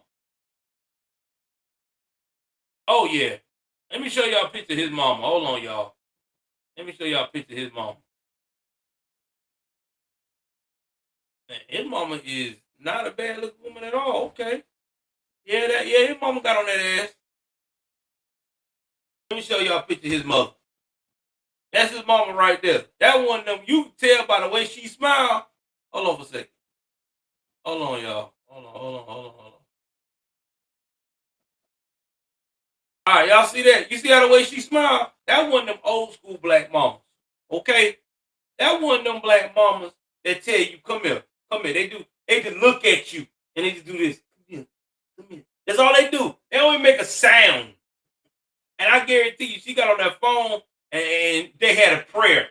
They had a coming to Jesus moment. I know they did. But mom, my publicist, fuck that damn publicist. You know how I raised you. You know what you're supposed to do. Why that man took that shit back. You know what it was. Shout out to Neo for taking it back. Thank you, Neo. Thank you for taking it back. Glad you must have listened to your mama. Don't never apologize to these fools. Because they will never leave it down. Once you apologize to that mob, they always feel like they got a control, handle over you. That's right. Take that apology back. Let them understand. Do the fuck I want. You got enough money now, Neo. You don't need it. You can live off that for the rest of your life. You got royalties coming in for big songs you wrote. Shit. Man, you good. All those songs you done wrote? Yeah. Shout out to Neo for taking it back. But this just goes to show you what we're living in. Now, I know a lot of people is asking, why do these celebrities bend the knee to this mob? Because these guys are very much got a lot of control and influence in the industry, especially in entertainment and fashion, and also in Hollywood film and writing and all that. So if they feel like you're not toting the line to what they're trying to promote, they threaten you with, I'm taking your livelihood. Imagine how many real Hollywood actors and actresses right now are under the spell and duress of going against their own morals to spread this bullshit. Think about it now. I guarantee you damn near 60, I'll be nice about it. I'll say 65% of Hollywood's elites don't want to play this game, but they got to because they got the Ku Klux trans and alphabet suit holding them to the fire. Oh, you gonna do what I say? I mean, look at some of the stories I've heard about allegedly P. Diddy. There's been stories for years that P. Diddy used to prey on certain rappers that he felt were real desperate and really wanted to get a record deal or really want to be in the entertainment industry that were males, and he used to have very much how can I put this in a nice way without being crazy on YouTube? Very forceful, intimate encounters, allegedly. Now, you'll never hear about it probably until he croaks, because they said he's very guarded about that. And there's been a lot of people in the business that says that that dude goes multiple ways. Speaking of multiple ways, let's talk about Wayne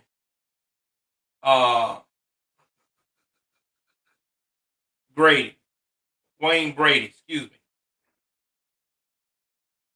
Oh, this is so funny. I don't even know why this even made the news, but they want to talk about it now, so we're gonna talk about it.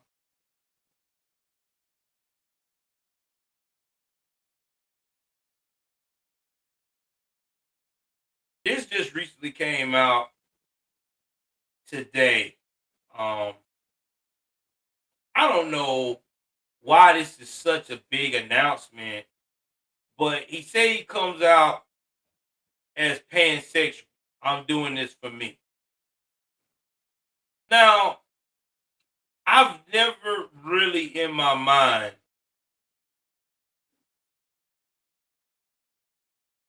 understood that term pansexual.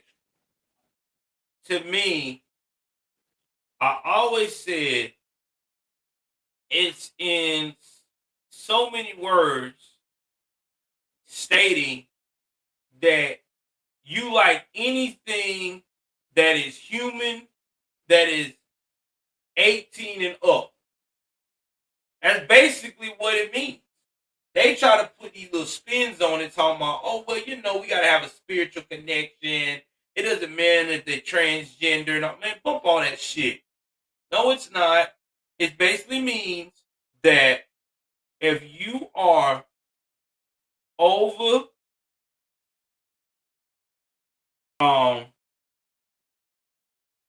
if you're over the age of 18 and 18 and up, excuse me, and you got a pulse and human, I want to take. I have a. I may want to tango with you. That's all it is. It ain't no pay. That's all it really means. You bisexual. I always felt like bisexual was you would screw with anything. Basically, yeah. I don't understand why they try to categorize this shit. Just be honest. The only difference is with pansexual, you know, you may like be attracted to a person more emotional wise versus sexual. Doesn't matter. It really don't.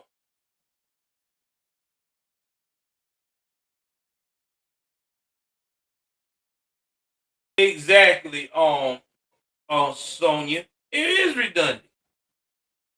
I just hate when these celebrities try to um make different types of innuendos about their sexuality and just don't just make it realistic. Like how what I loved about the old school LBG people. The old school LGB people, they just made it straight to the point. If you was in to transsexuals and people of the opposite sex, that's natural than you were bi. Okay? If you were only into men and you're a man, you're gay. If you was a woman and you're into woman, you was a lesbian. That's it. No in between. Now they got all this stupid stuff that makes no sense. Like they got this one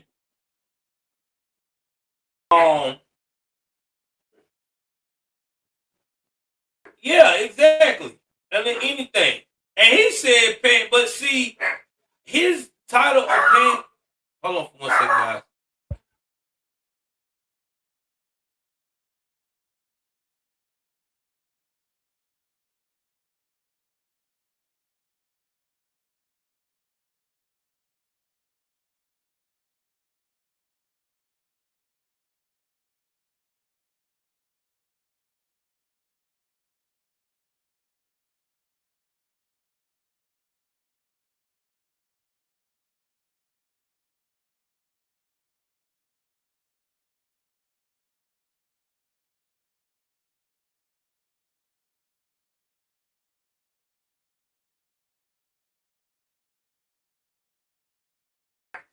I'm back, guys. Sorry, get jumpy. But I never understood that. I never understood how pansexual is not the same as bisexual, because it's basically the same thing.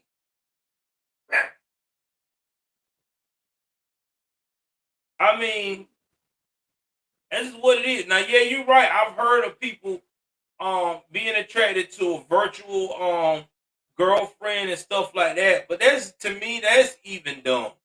You know what I'm saying? Like, that makes no sense. I just say to me that because what Brady said in this statement, and that's why I say I don't believe his pansexual stuff that he says.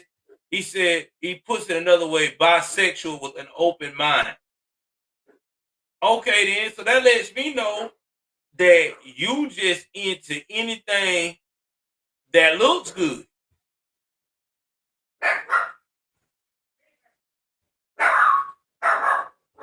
Just like what it was. Let me get back here.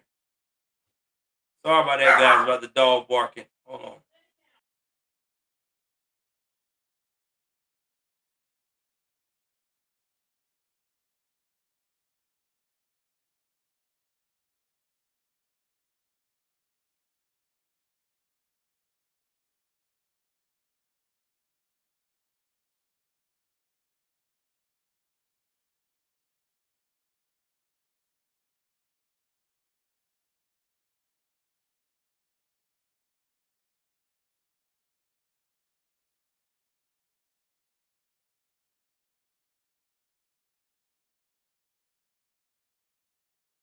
All right, I'm back. Just like they had a statement, I think it was, we talked about on the show 2 months ago.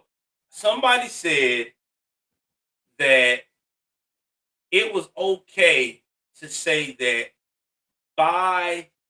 bisexual women,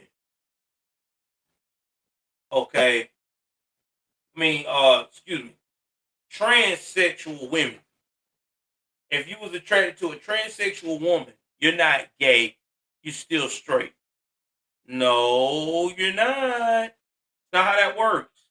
If she still has the equipment, especially, or she was born naturally a man, you are you have crossed over into the world as being a homosexual. I mean, it's being honest. There's no in between. And let's say even if it was a one-time thing, you may not be all the way bisexual or homosexual, but now you have this thing they call, in what I've learned in psychology, you have bisexual or homosexual tendencies. A lot of people don't know nothing about that. I won't talk about that. But it's true. That means that you have tried something that was not of your normal sexuality, and sometimes you like to be curious about it again, or do it again, or possibly may do it again if it brings itself up. That's what they call bisexual and homosexual and all that tendency.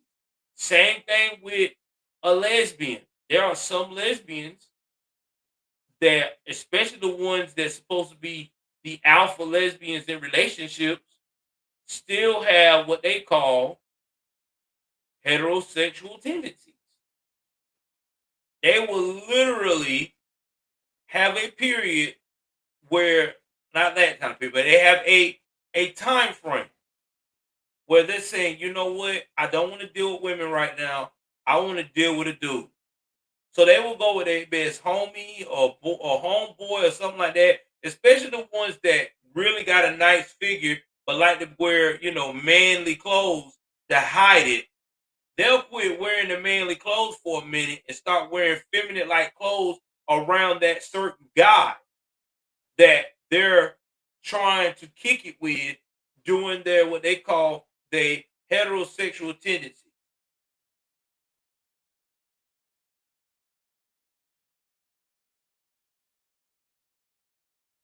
Exactly, Sonia.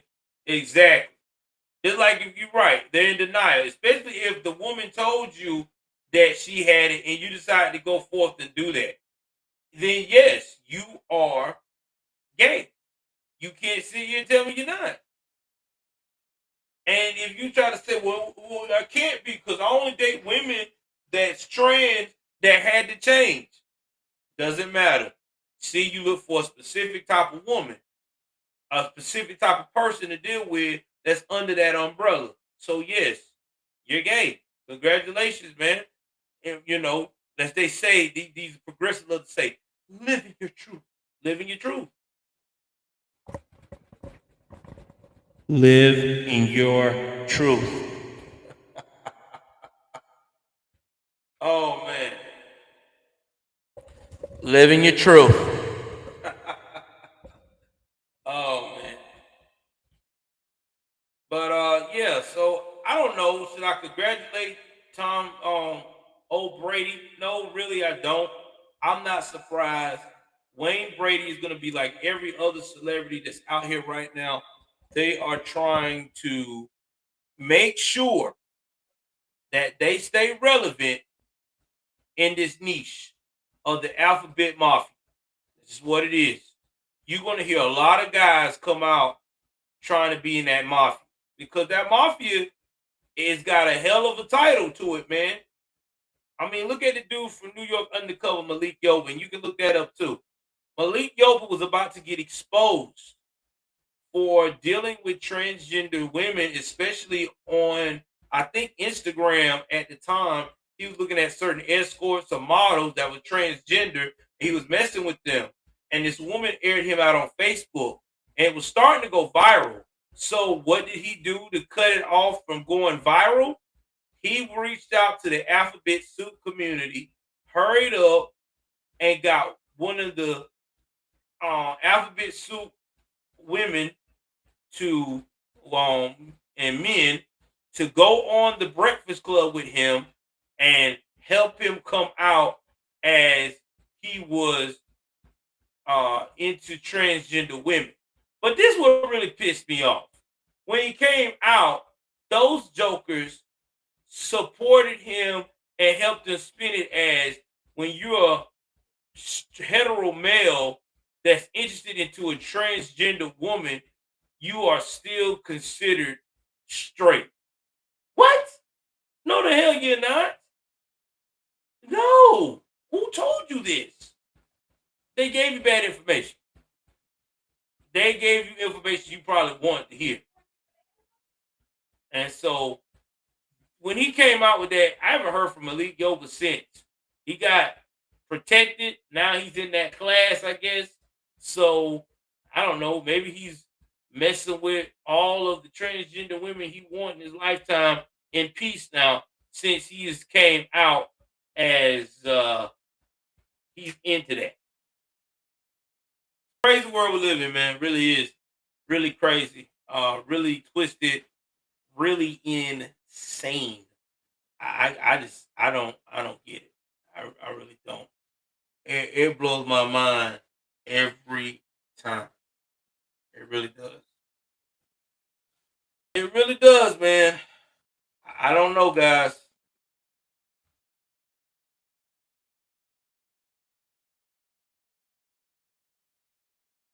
All right, y'all, hold on. Let's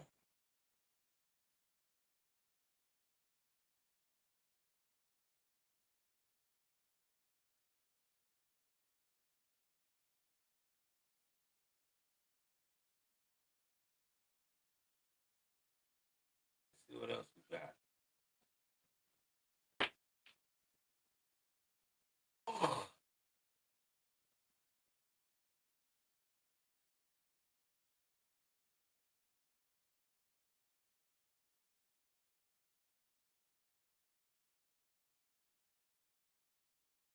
All right, so getting back to Tory Lanez.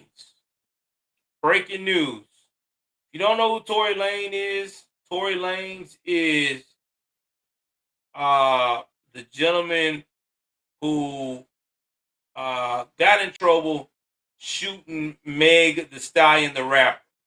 So you probably want to ask me, well, Joe, wait a minute, who are all these characters? All right, so let me go rewind, test play, and let's break it down and tell you what happened. Okay, so during the pandemic in 2020, Tory Lanez was living his best life and acting the fool.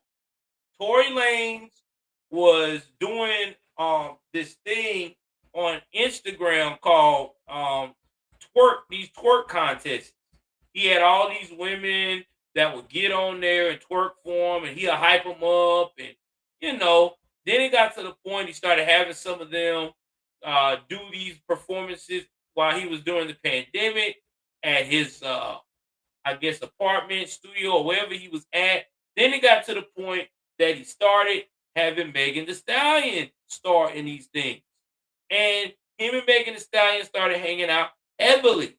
There were reports among people in the entertainment industry that this short midget, 5'3" or 5'4", was knocking down Megan Thee Stallion, who was about 6 feet 6'1". Very curvy. All right. So old Tory Lanez knocking it down. They're having a good time. Well, that night when they went out, Tory went to in Hollywood, Beverly Hills during the pandemic, went over there to Kylie Jenner's and them spot. Well, when she went in there, when they went over there, okay, allegedly the best friend that was with Megan and Tory said, or was told, or was stated that Tory was getting a lot of looks and attention from Callie. At that moment, Megan did not like that. Megan wanted to leave. Tory and her left, along with her best friend. Well, she also discovered that Tory was knocking off the best friend allegedly. Yeah, that was been out there allegedly. Megan's furious. They upset. They get into it. Y'all got to remember, Tory Lanez is number 5'3", 145, 150 pounds soaking wet, coming out of Canada, and you got Meg the Stallion. This is all Stallion. 6'4", 6'2", 6'1". I think that girl like 175, 195 pounds with all that weaponry she got. That man couldn't handle that. He wasn't built for that. So it was getting a little sticky. So some way, somehow, there was a blicky involved. You know what the blicky is? I can't say it on YouTube. And there was some heat spread on Megan Thee Stallion foot. People in the industry got involved. It was more like, we got to protect her. She's not only one of us, she's a woman. You know, all women are right. Yeah, now, fast forward now, the trial happened, and we're at the sentencing part. Let's jump into the sentencing of Tory. So, Tory was sentenced to 10 years behind the bars. The legal journalist Megan Cunniff, who was present for the hearing today, tweeted, Tory spoke for several minutes. He said he still cares about Megan. He called her someone I still care for dearly to this day, regardless of what she may think of him. He said the victim's my friend. He talked about bonding with her over the loss of their mothers. We both lost our mothers. We would sit there and drink until we got numb. Blase, blase. He was facing a maximum of 22 years. Prior to announcement, the judge received over 70 letters to support for Lanez, including one from Iggy Azalea, who asked for a sentence that is transformational, not life-destroying. All right, stop here. I know why Iggy Azalea don't want him to get sentenced, because Iggy want him to knock that thing up. Iggy, if you don't know who Iggy Azalea is, she's a white girl from Australia that came to the U.S. and had somewhat of a successful career in the rap entertainment industry until she got knocked up by a Blackistanian rapper, and they left her to be a single mother. So now she's part of the single mother club. And America, I know that what that's about. She wanted him to knock her up. She found out probably that, around the industry, yeah, man, Tory's that dude, He like y'all tall women. So he had another tall one ready to go. Now, while Megan, whose real name is Megan Javon Ruth Pete, she did not appear to court to give a victim impact statement, but District Attorney Kathy Tyrell won on her behalf. He not only shot me, he made a mockery of my trauma, Megan wrote of Lane. He tried to position himself as a victim, said I destroyed my character, my soul. At first, he tried to deny the shooting ever happened. Then he attempted to place that blame on my former best friend. She continued. It's his tantrum of lies. He blamed the system, blamed the press, and as of late, he's using the childhood trauma to shield himself and avoid culpability. The songstress included a statement by saying Lane must be forced to face the full consequences of his heinous actions and face justice. Now, the prosecutor previously asked the judge to hand down a 13-year sentence to the color violent singer who was found guilty of shooting the Savage singer's feet in December 2022. Wow. Now, he's been behind bars nearly 8 months so far. Oh, man. I don't know if he's going to get deported, though.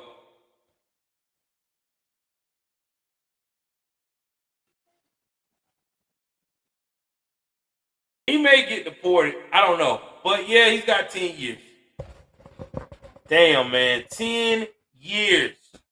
You know how irrelevant he's going to be when he gets out? I mean, I think it's a felony, too. I think these are federal.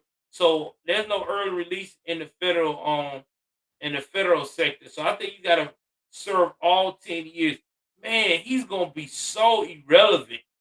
Like, dude going to be 41 years old. Damn, bro. Bro, ain't no woman worth all that. I'm sorry. Ain't no woman. Listen, this should be a lesson to every young person in the music industry and entertainment. If you knocking off more than one woman, you playing their emotions, and they acting the fool on you, go on to take that L and get your ass beat, and then go and sue them and call it a day if you short like Tory Lanez. Don't be trying to get that blinky, because he did this right there in California. And you know California don't play. They do not play about that stuff. Ah, my. 10 years, man. Oh, well, I won't be getting to hear no good Tory Lanez music for the next 10 years. None at all. None at all.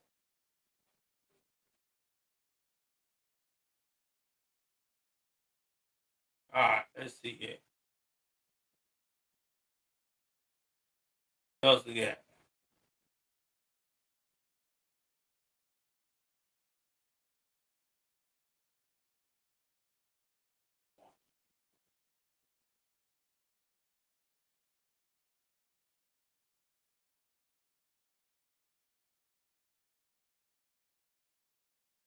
I'm trying to see if there's anything else that I can look up that's going on.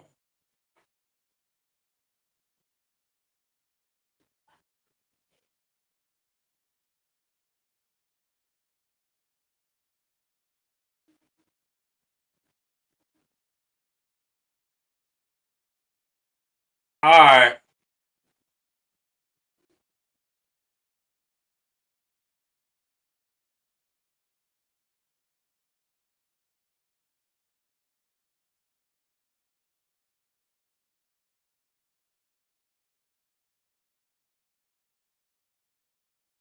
All right, we're going to talk about the women team The women's soccer team. Sorry. All right, hold on for a second.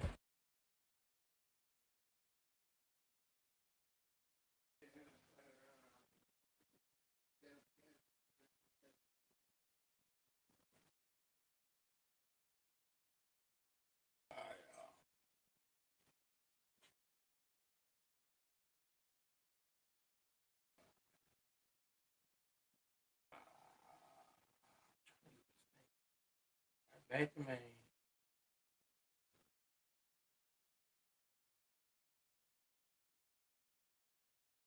Hold on, guys.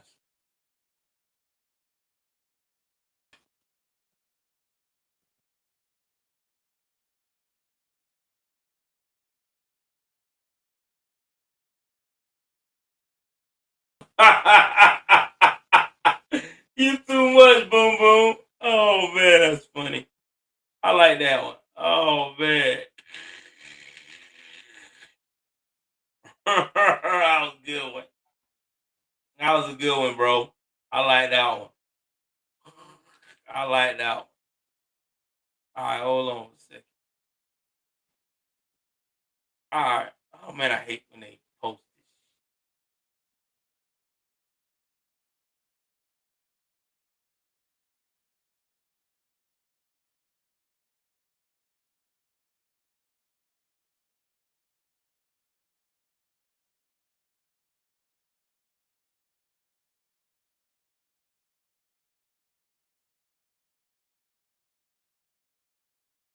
Hold on.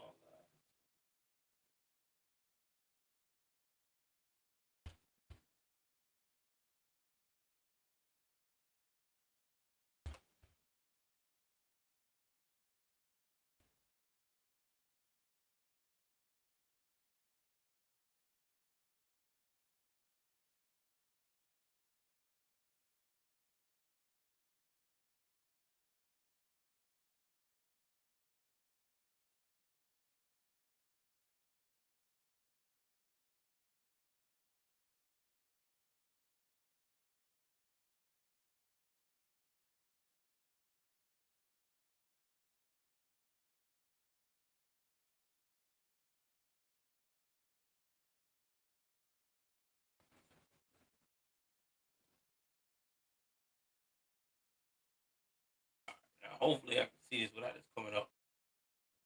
All right. So here we go.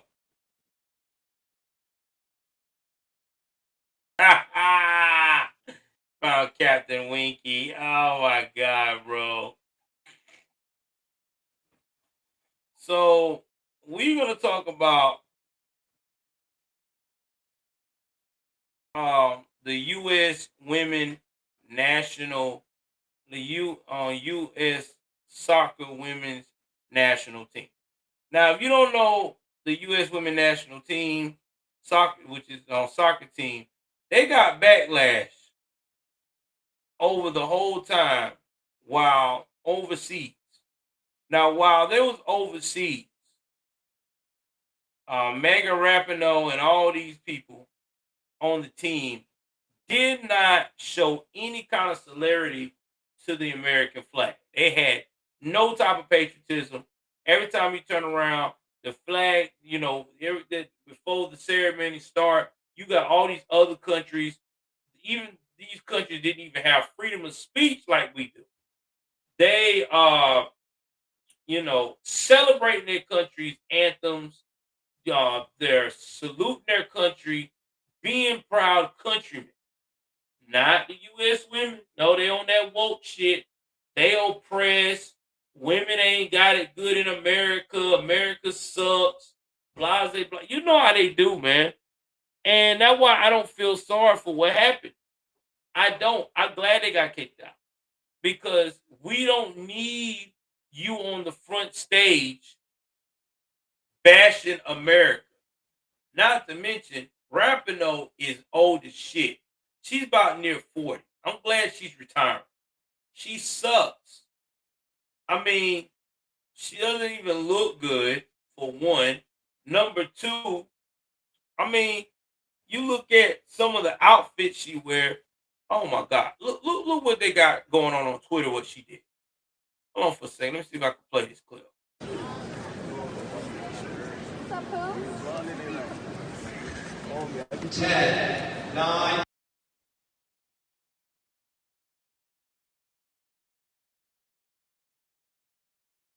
Hold on. Let me replay that again. I don't know what she was doing.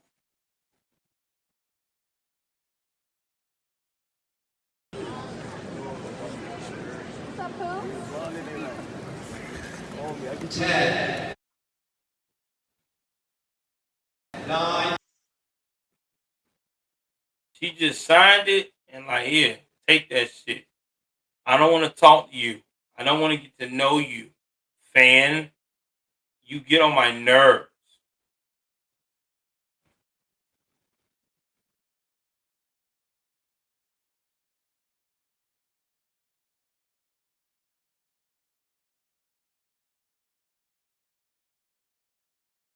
Yes, you don't. This kid looks up to you, think you're a superstar, think you're hot and all that, amazing, and you don't even want to say anything to this kid because he don't fit your narrative. That's what I said. And then look at this goofy ass stuff she wearing. Who wears socks with heels? Like, bro, that shit's so you ain't got no fashion sense. Socks with heels?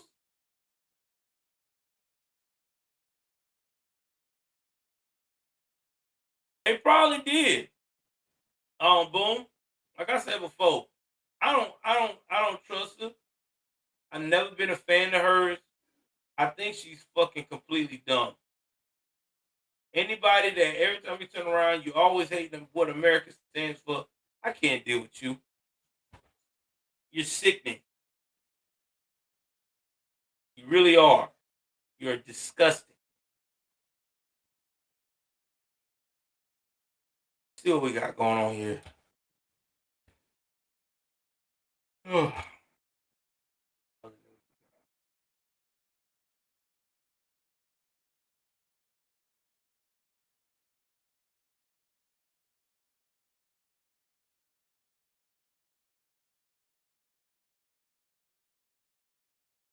Now, we also going to talk about the controversy with Anheuser-Busch still.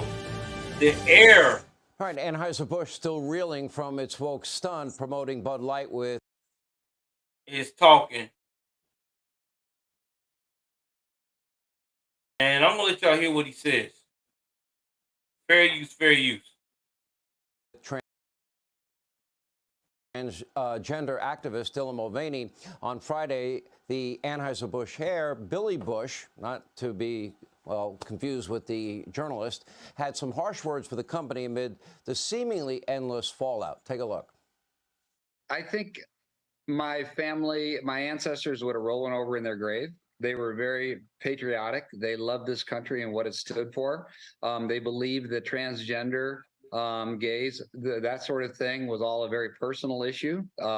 They love this country because it is a free country and people are allowed to do what they want. But it was never meant to be on a beer can and never meant to be pushed in people's faces. Joining us now is the author of Family Reigns. Billy Bush is with us. Well, by the way, what a great legacy for you and you know, your, you know.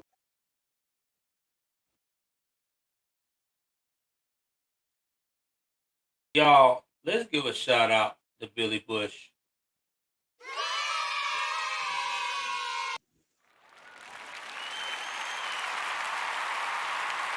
I love what Billy Bush just said.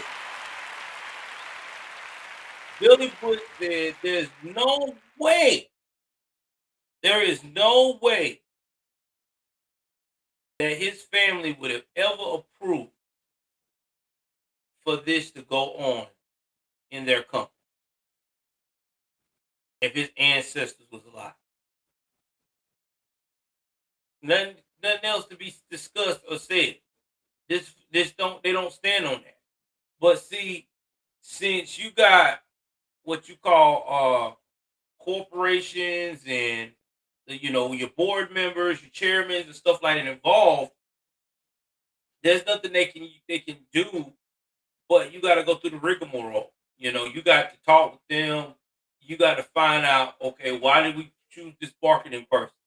You know, because right now all these companies that started out as mom and pops companies that are now corporations, they like to use the word inclusive.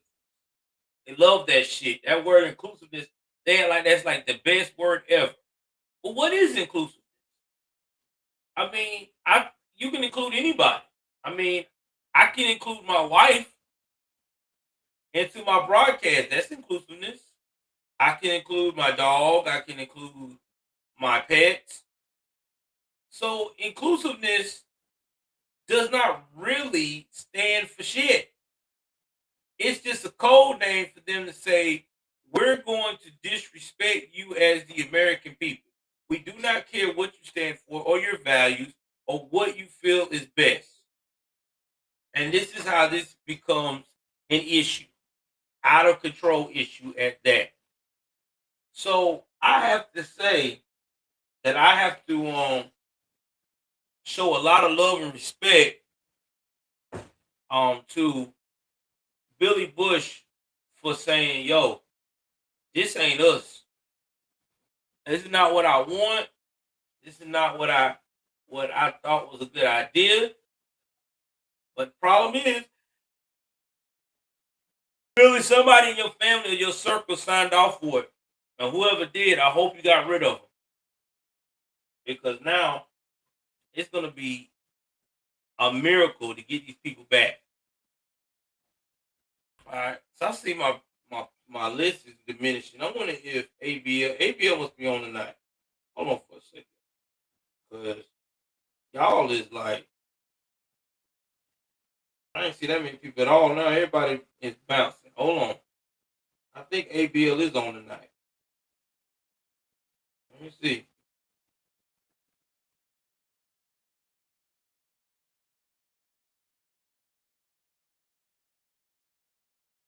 Nah, he's not on tonight. He'll be on tomorrow then.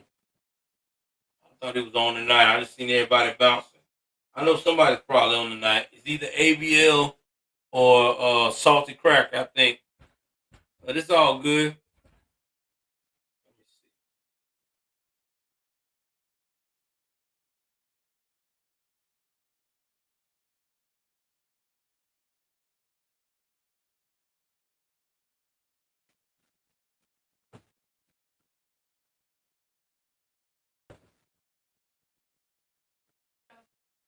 Hold on for 1 second. Yeah, I'm good, honey. What y'all eating, boo? So what you got piled up on the plate? Oh, y'all took that beef and made some spaghetti? Uh-oh. Okay. My daughter made spaghetti. I hope she saved me some. Well, tell her to save me some. Please.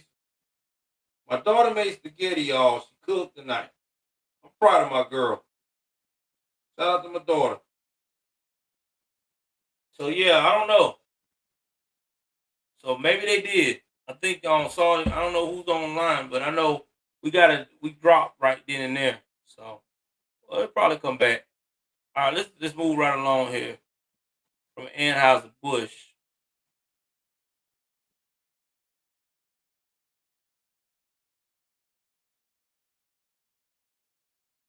Oh man, I didn't know DJ Casper died. The man that made the cha-cha slide. He died, guys. Oh man.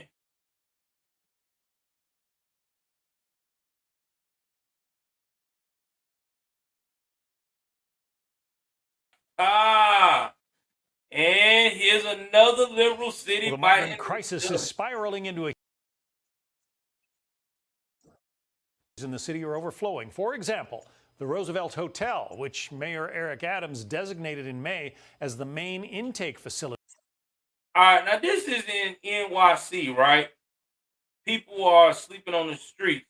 But we're going to talk about the Massachusetts governor declaring a state of emergency because that's due to a surge of migrants calls for federal action.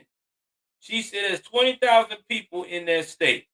So the governor, Mari Healy, on Tuesday declared a state of emergency in the liberal state over a surge of migrants that she said has left social services overwhelmed, and she called for more funding and help from the federal government. Now, this is what's comical with this.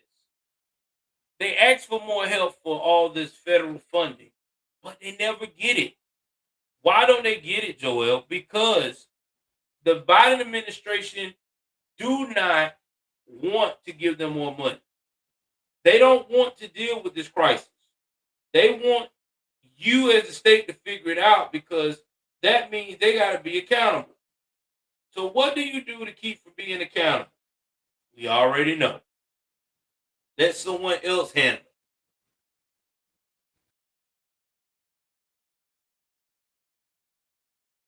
Let someone else handle it. And that's what's going on. As we speak, if you look at everybody that is going through this crisis, that's exactly what they've been talking about. They need somebody to come in, step in, and handle the situation. But nobody wants to do it. It happens every time. I feel bad. I really do. I really feel bad for those people.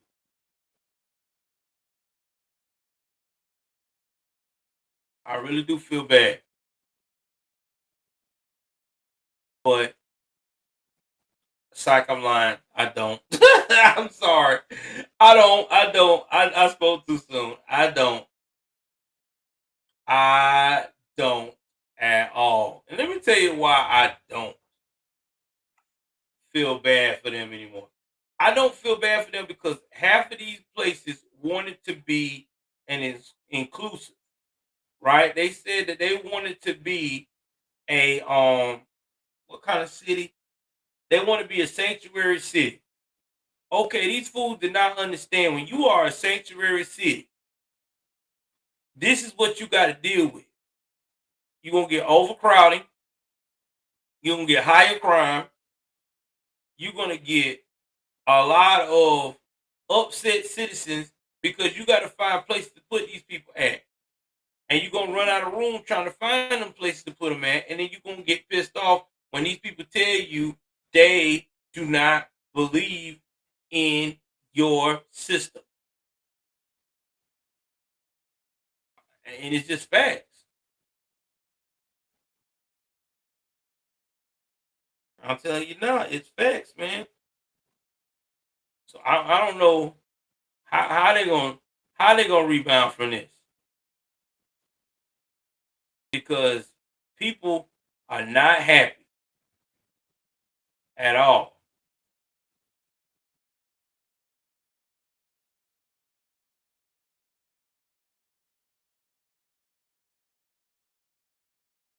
Oh, let's continue with this shit here.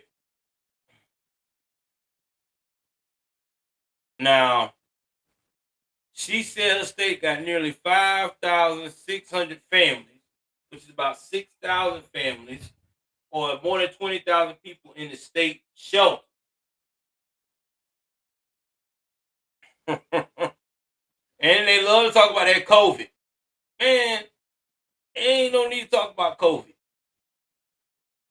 This is what happens when you want to be a sanctuary city. Y'all better figure it out because these people are here to stay. Y'all wanted them here so bad. Y'all got the borders wide open. You won't shut the borders off, and that's why y'all got this problem. That's why they keep shipping these migrants right where everybody's at.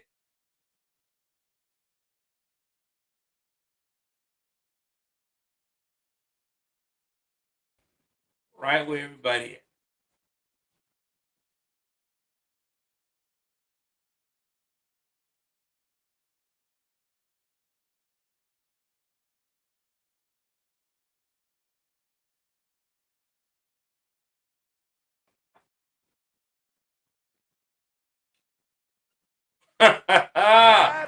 Now, what did I tell you?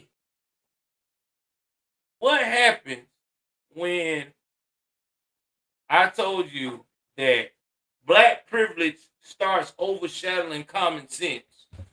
We get people that are dumb as hell, right? Well, let's talk about this one right here. This story comes out of Texas. This is a girl named Danielle Allen. She was a first grade teacher at Thompson Elementary School. All right.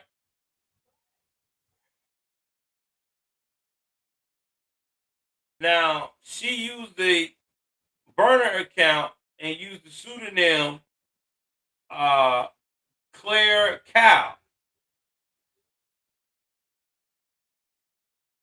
And it was first discovered by somebody named Amari King.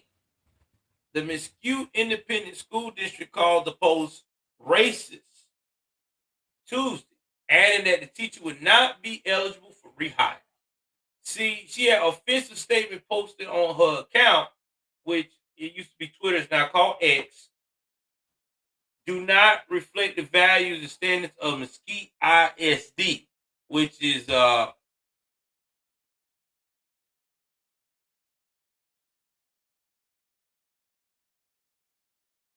don't know what the ISD stands for. Independent School District, excuse me. Now, she called herself a self-identified black supremacist.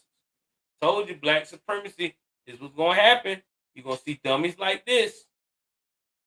But Hallen had a different perspective a day before that. Y'all have found my job, Allen posted on X. They told me to delete the post, but my job is safe since I did not directly wish harm on all white people. They laughed and told me to watch what I say and I'll be good to go. I just talked to the school board and my job is safe. I told them it was a joke and they know I am not racist, so have fun.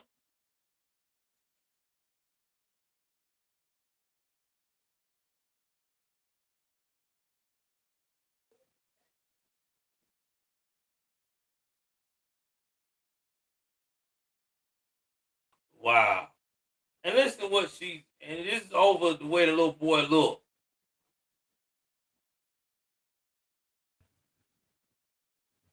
And she writes stupid stuff too. I would not give a damn if a white person had my bio and said, because we already know y'all are evil people.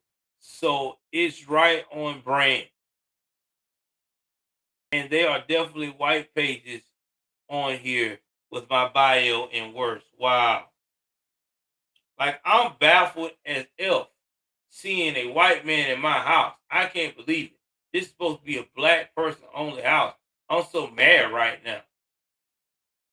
See, guys, this is what I'm talking about. This right here is taught. This ignorance right here is taught.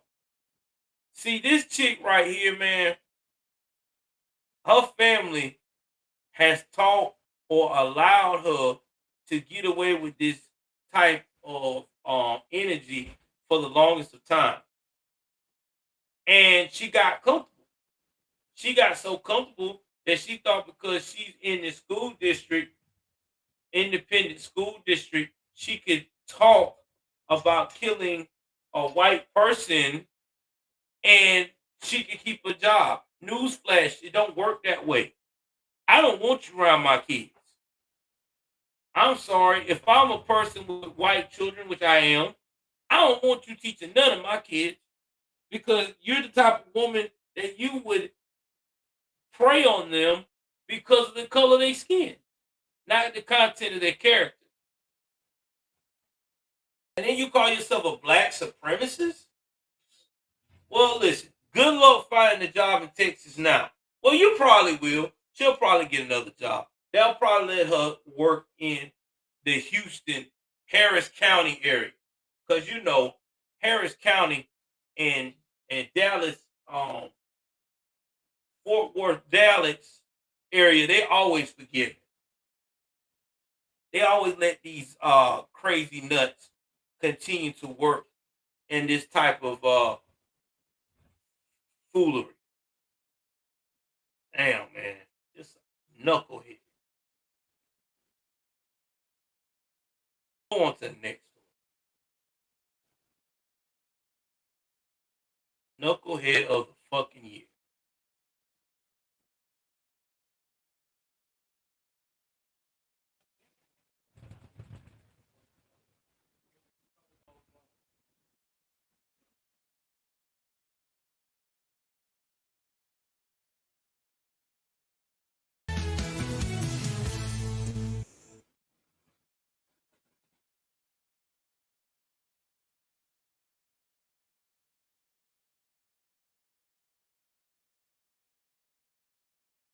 So we're gonna talk about an Alabama mom that went viral talking about inflation.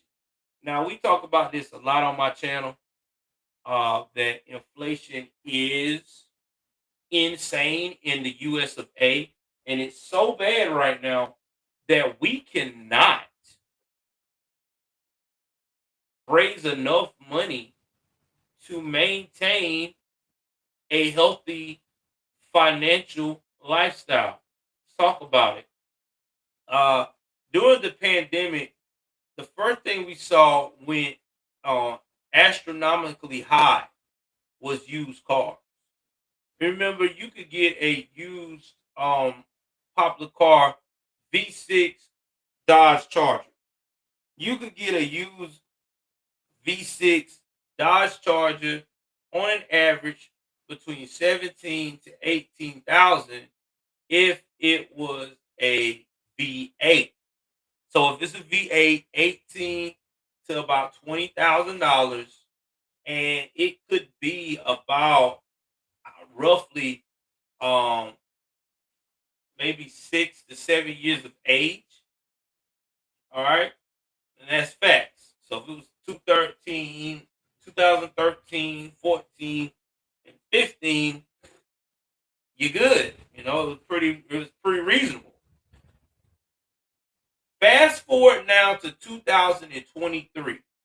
The average cost for a Dodge Charger V8 with, I would say, maybe 60 or 70,000 miles, not even fully loaded, and let's say about 5 years old, is high as giraffe's pussy. It's that high. It really is. You want to know the average price now? Hope you're sitting down for it. About $24,000 to $25,000. Well, Joel, that's damn near the price of a brand new Dodge Charger. Oh, I'm not finished with that either. A new Dodge Charger now, base model, 6-cylinder. Average price used to be 24, 25, starting out maybe 26.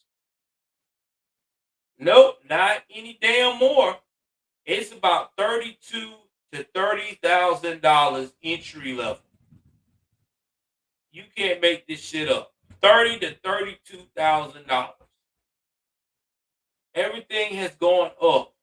Car notes going up.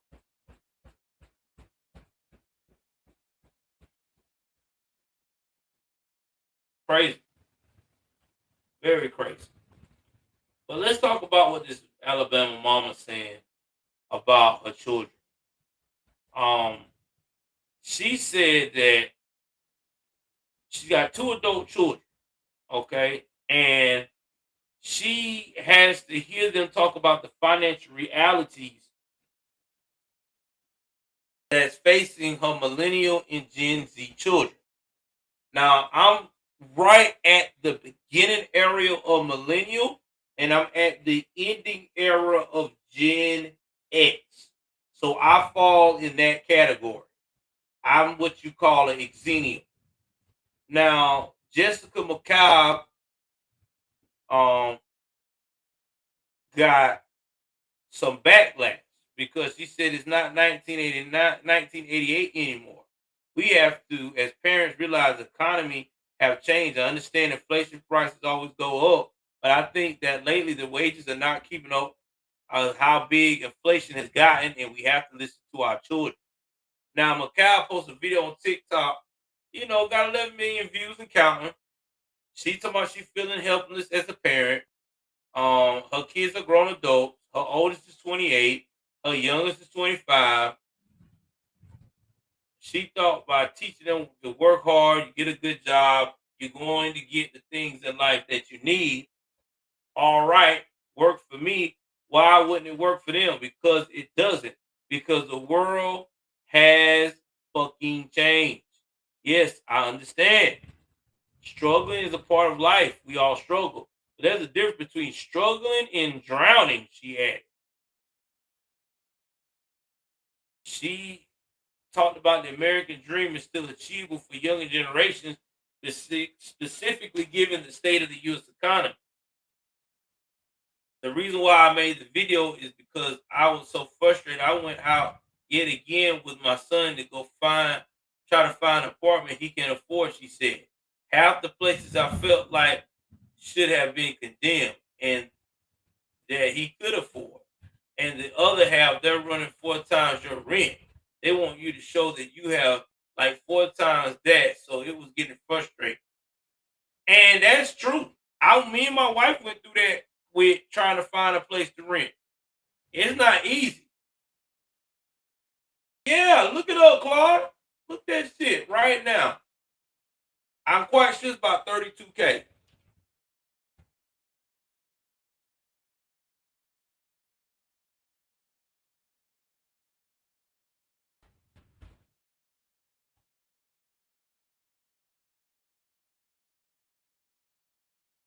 I'm quite sure if it's a V8.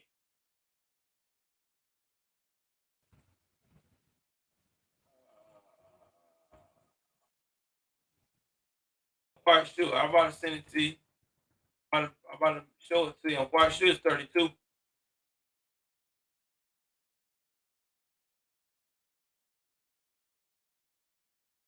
I wasn't wrong. I was not wrong. I was not wrong. I was $2,000 off. I'm finna put it in there for you. I was $2,000 off. Here, bro. I'm about to put it in there right now, Charles. For everybody in the chat.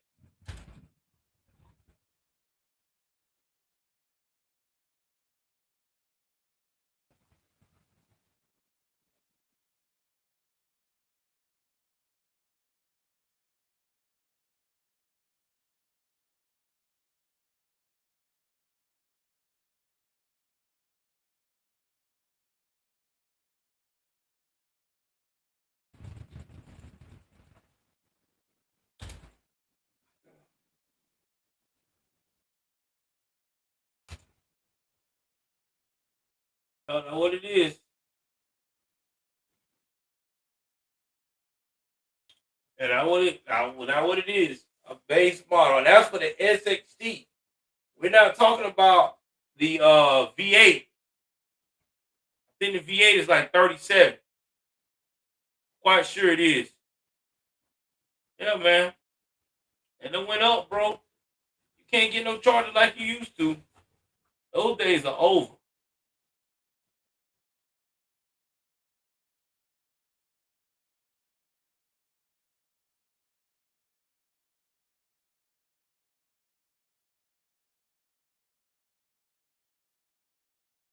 Yeah, man.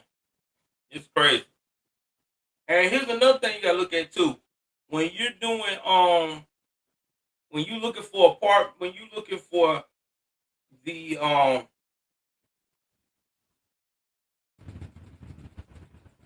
yeah, exactly. I'm with you 110%, bro. I ain't want to pay no V6 at that price either. But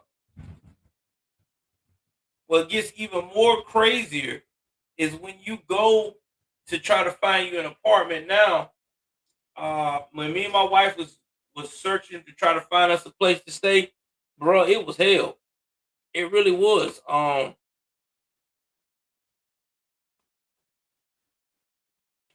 It was a nightmare. It was a nightmare. Let's see. You had to have a credit score of a 650 or above. I want you to listen to what I'm saying. a credit score to rent from someone 650 or above, you had to be having income, small town Georgia, at least 4,000 and up a month. And a lot of people don't know this, but that's how it's running right now. They do not want to implement any type of incentives or special privileges for someone who is starting out or starting over to look for a place to rent. If you're renting right now and you are got a 650 at least credit score, you might well go on and buy your house. I'm being serious, especially if you're in the military, because by the time you do all this rental stuff, it's gonna piss you off because these rental companies, they are knocking people's head in with decent credit. Knocking people's head straight in.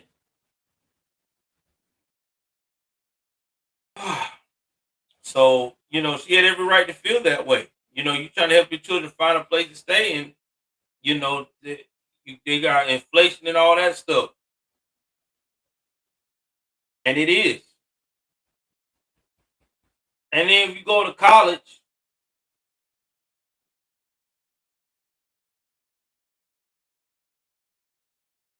you might get a job starting out $19 an hour or $20 an hour.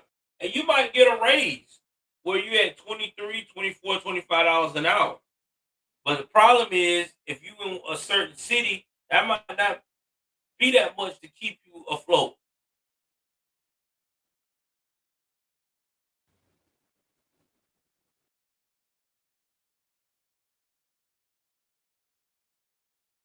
Now, I know a lot of Gen Xers that I deal with and talk to are like, man, bump all that, bro. Those kids got to get out there and get it out the mud and all this shit. Well, let me tell y'all something. We as parents now in that era, we got to understand. I believe it. I believe it, Claude. We gotta look at, man. It's not like it was when we were growing up. When we were growing up, our kids had it good. We had it good, because we came in an era where, the economy wasn't too bad, but it wasn't that good either. But all we had to do was hard work, save money, get multiple jobs, save money, and we're good. We're in an era now where you got to work 3 jobs just to say that you can make it. Like, I'm blessed because I went in the military, I served my country, I'm going to school, and I also got rated for a disability while in service, to where I can stay afloat, me and my family. But there's some people out there that don't have it that good, that's trying to make it off of $2,000, $2,500 a month before taxes and fees.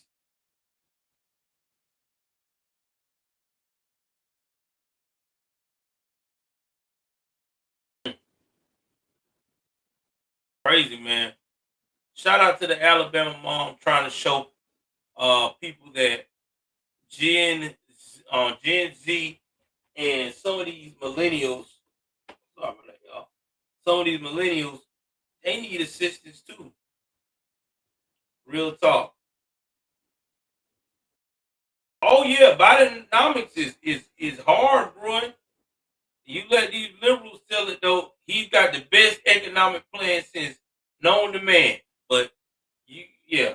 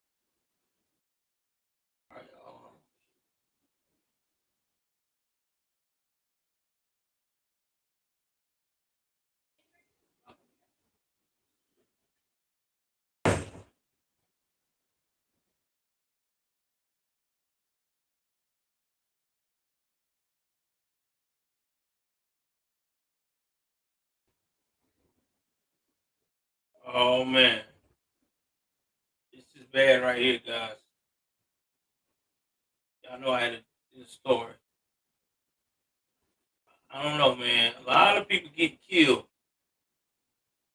The search for a Maryland woman just turned into a homicide investigation, and the sheriff is now awaiting the medical examiner's report on the body of a woman. Okay, so an 18-year-old woman is accused of fatally shooting a man she met online in a hotel June the 29th. Emma Cusack is charged with open murder, robbery, and grand theft of a motor vehicle in connection with the shooting death of 36-year-old Charlie Strustegui or whatever, whom she met on a dating app called Bumble, which prompts female users to send the first message to their matches. Cusack and Strustegui was from California. Exchanged the phone numbers at the meeting on Bumble and text for about 2 months before they decided to meet up in Las Vegas when Strustegui was in town for a weekend. Around 8 a.m. on June the 29th, Cusack called Las Vegas police saying she had shot and killed someone inside the Luxor Hotel and Casino and then fled the scene. A police report states when police arrived to a room on the 12th floor of the Luxor Hotel, they found Strustegui dead with a gunshot wound to the head. Lord have mercy. I didn't mean to do it, Cusack told Las Vegas police when they took into custody according to the report. The suspect told police that she and consumed a total of 8 shots of vodka in his hotel room on June the 28th. The victim showed Cusack his gun on a nightstand and told her he likes to hunt. The pair went to bed around 1 a.m. Cusack told police that Strasburgi woke her up around 3 a.m. and complained that she was coughing too much and he couldn't take it any longer, the report states. She got out of the bed and cried inside the bathroom because she had nowhere to go until Charlie allowed her to stay in the room and they went back to sleep. The next section of the report is redacted, so it is unclear what happened between the time they went back to bed and the moment Cusack told police she's got clothes and again went to cry in the bathroom and contact her friend. Cusack initially told investigators that she and the victim got in an argument at the moment and she thought he was going to attack her. Wow. So she grabbed his handgun and shot him. Later on, when she turned herself into the police, Cusack changed the story, telling police that she had no money, nowhere to go, and actively avoided her parents and law enforcement.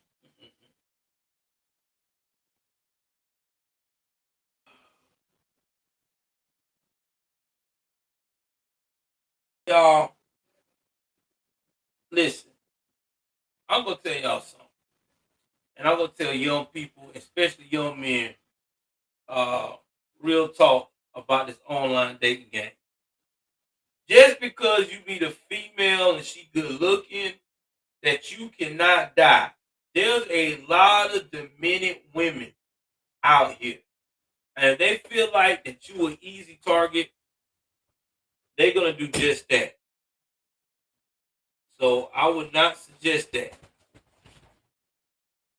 I would never suggest you to go in those areas by yourself. And if they start to act real crazy or possessive, yeah, need to cut it off because this could be dangerous. Now, this man went all the way to Las Vegas to hang out with this chick, probably go get him some, come back home, feel revitalized, and wind up dead in the process.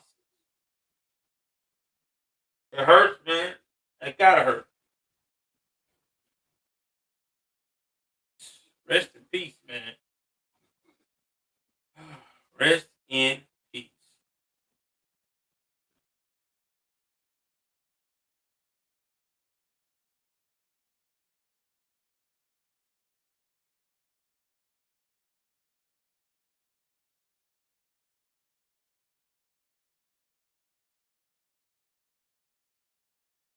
All right, let's see what else we got.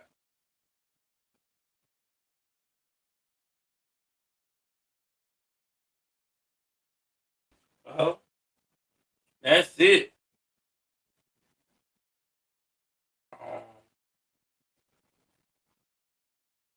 Yeah. That's all I got for you.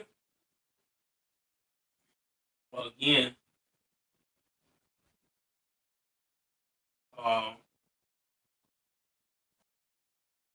this is crazy.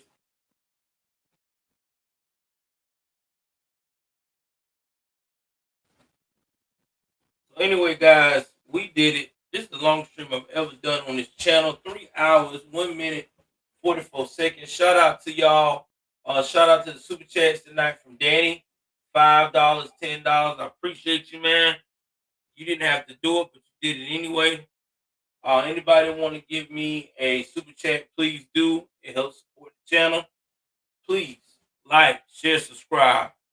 Y'all take care of yourself.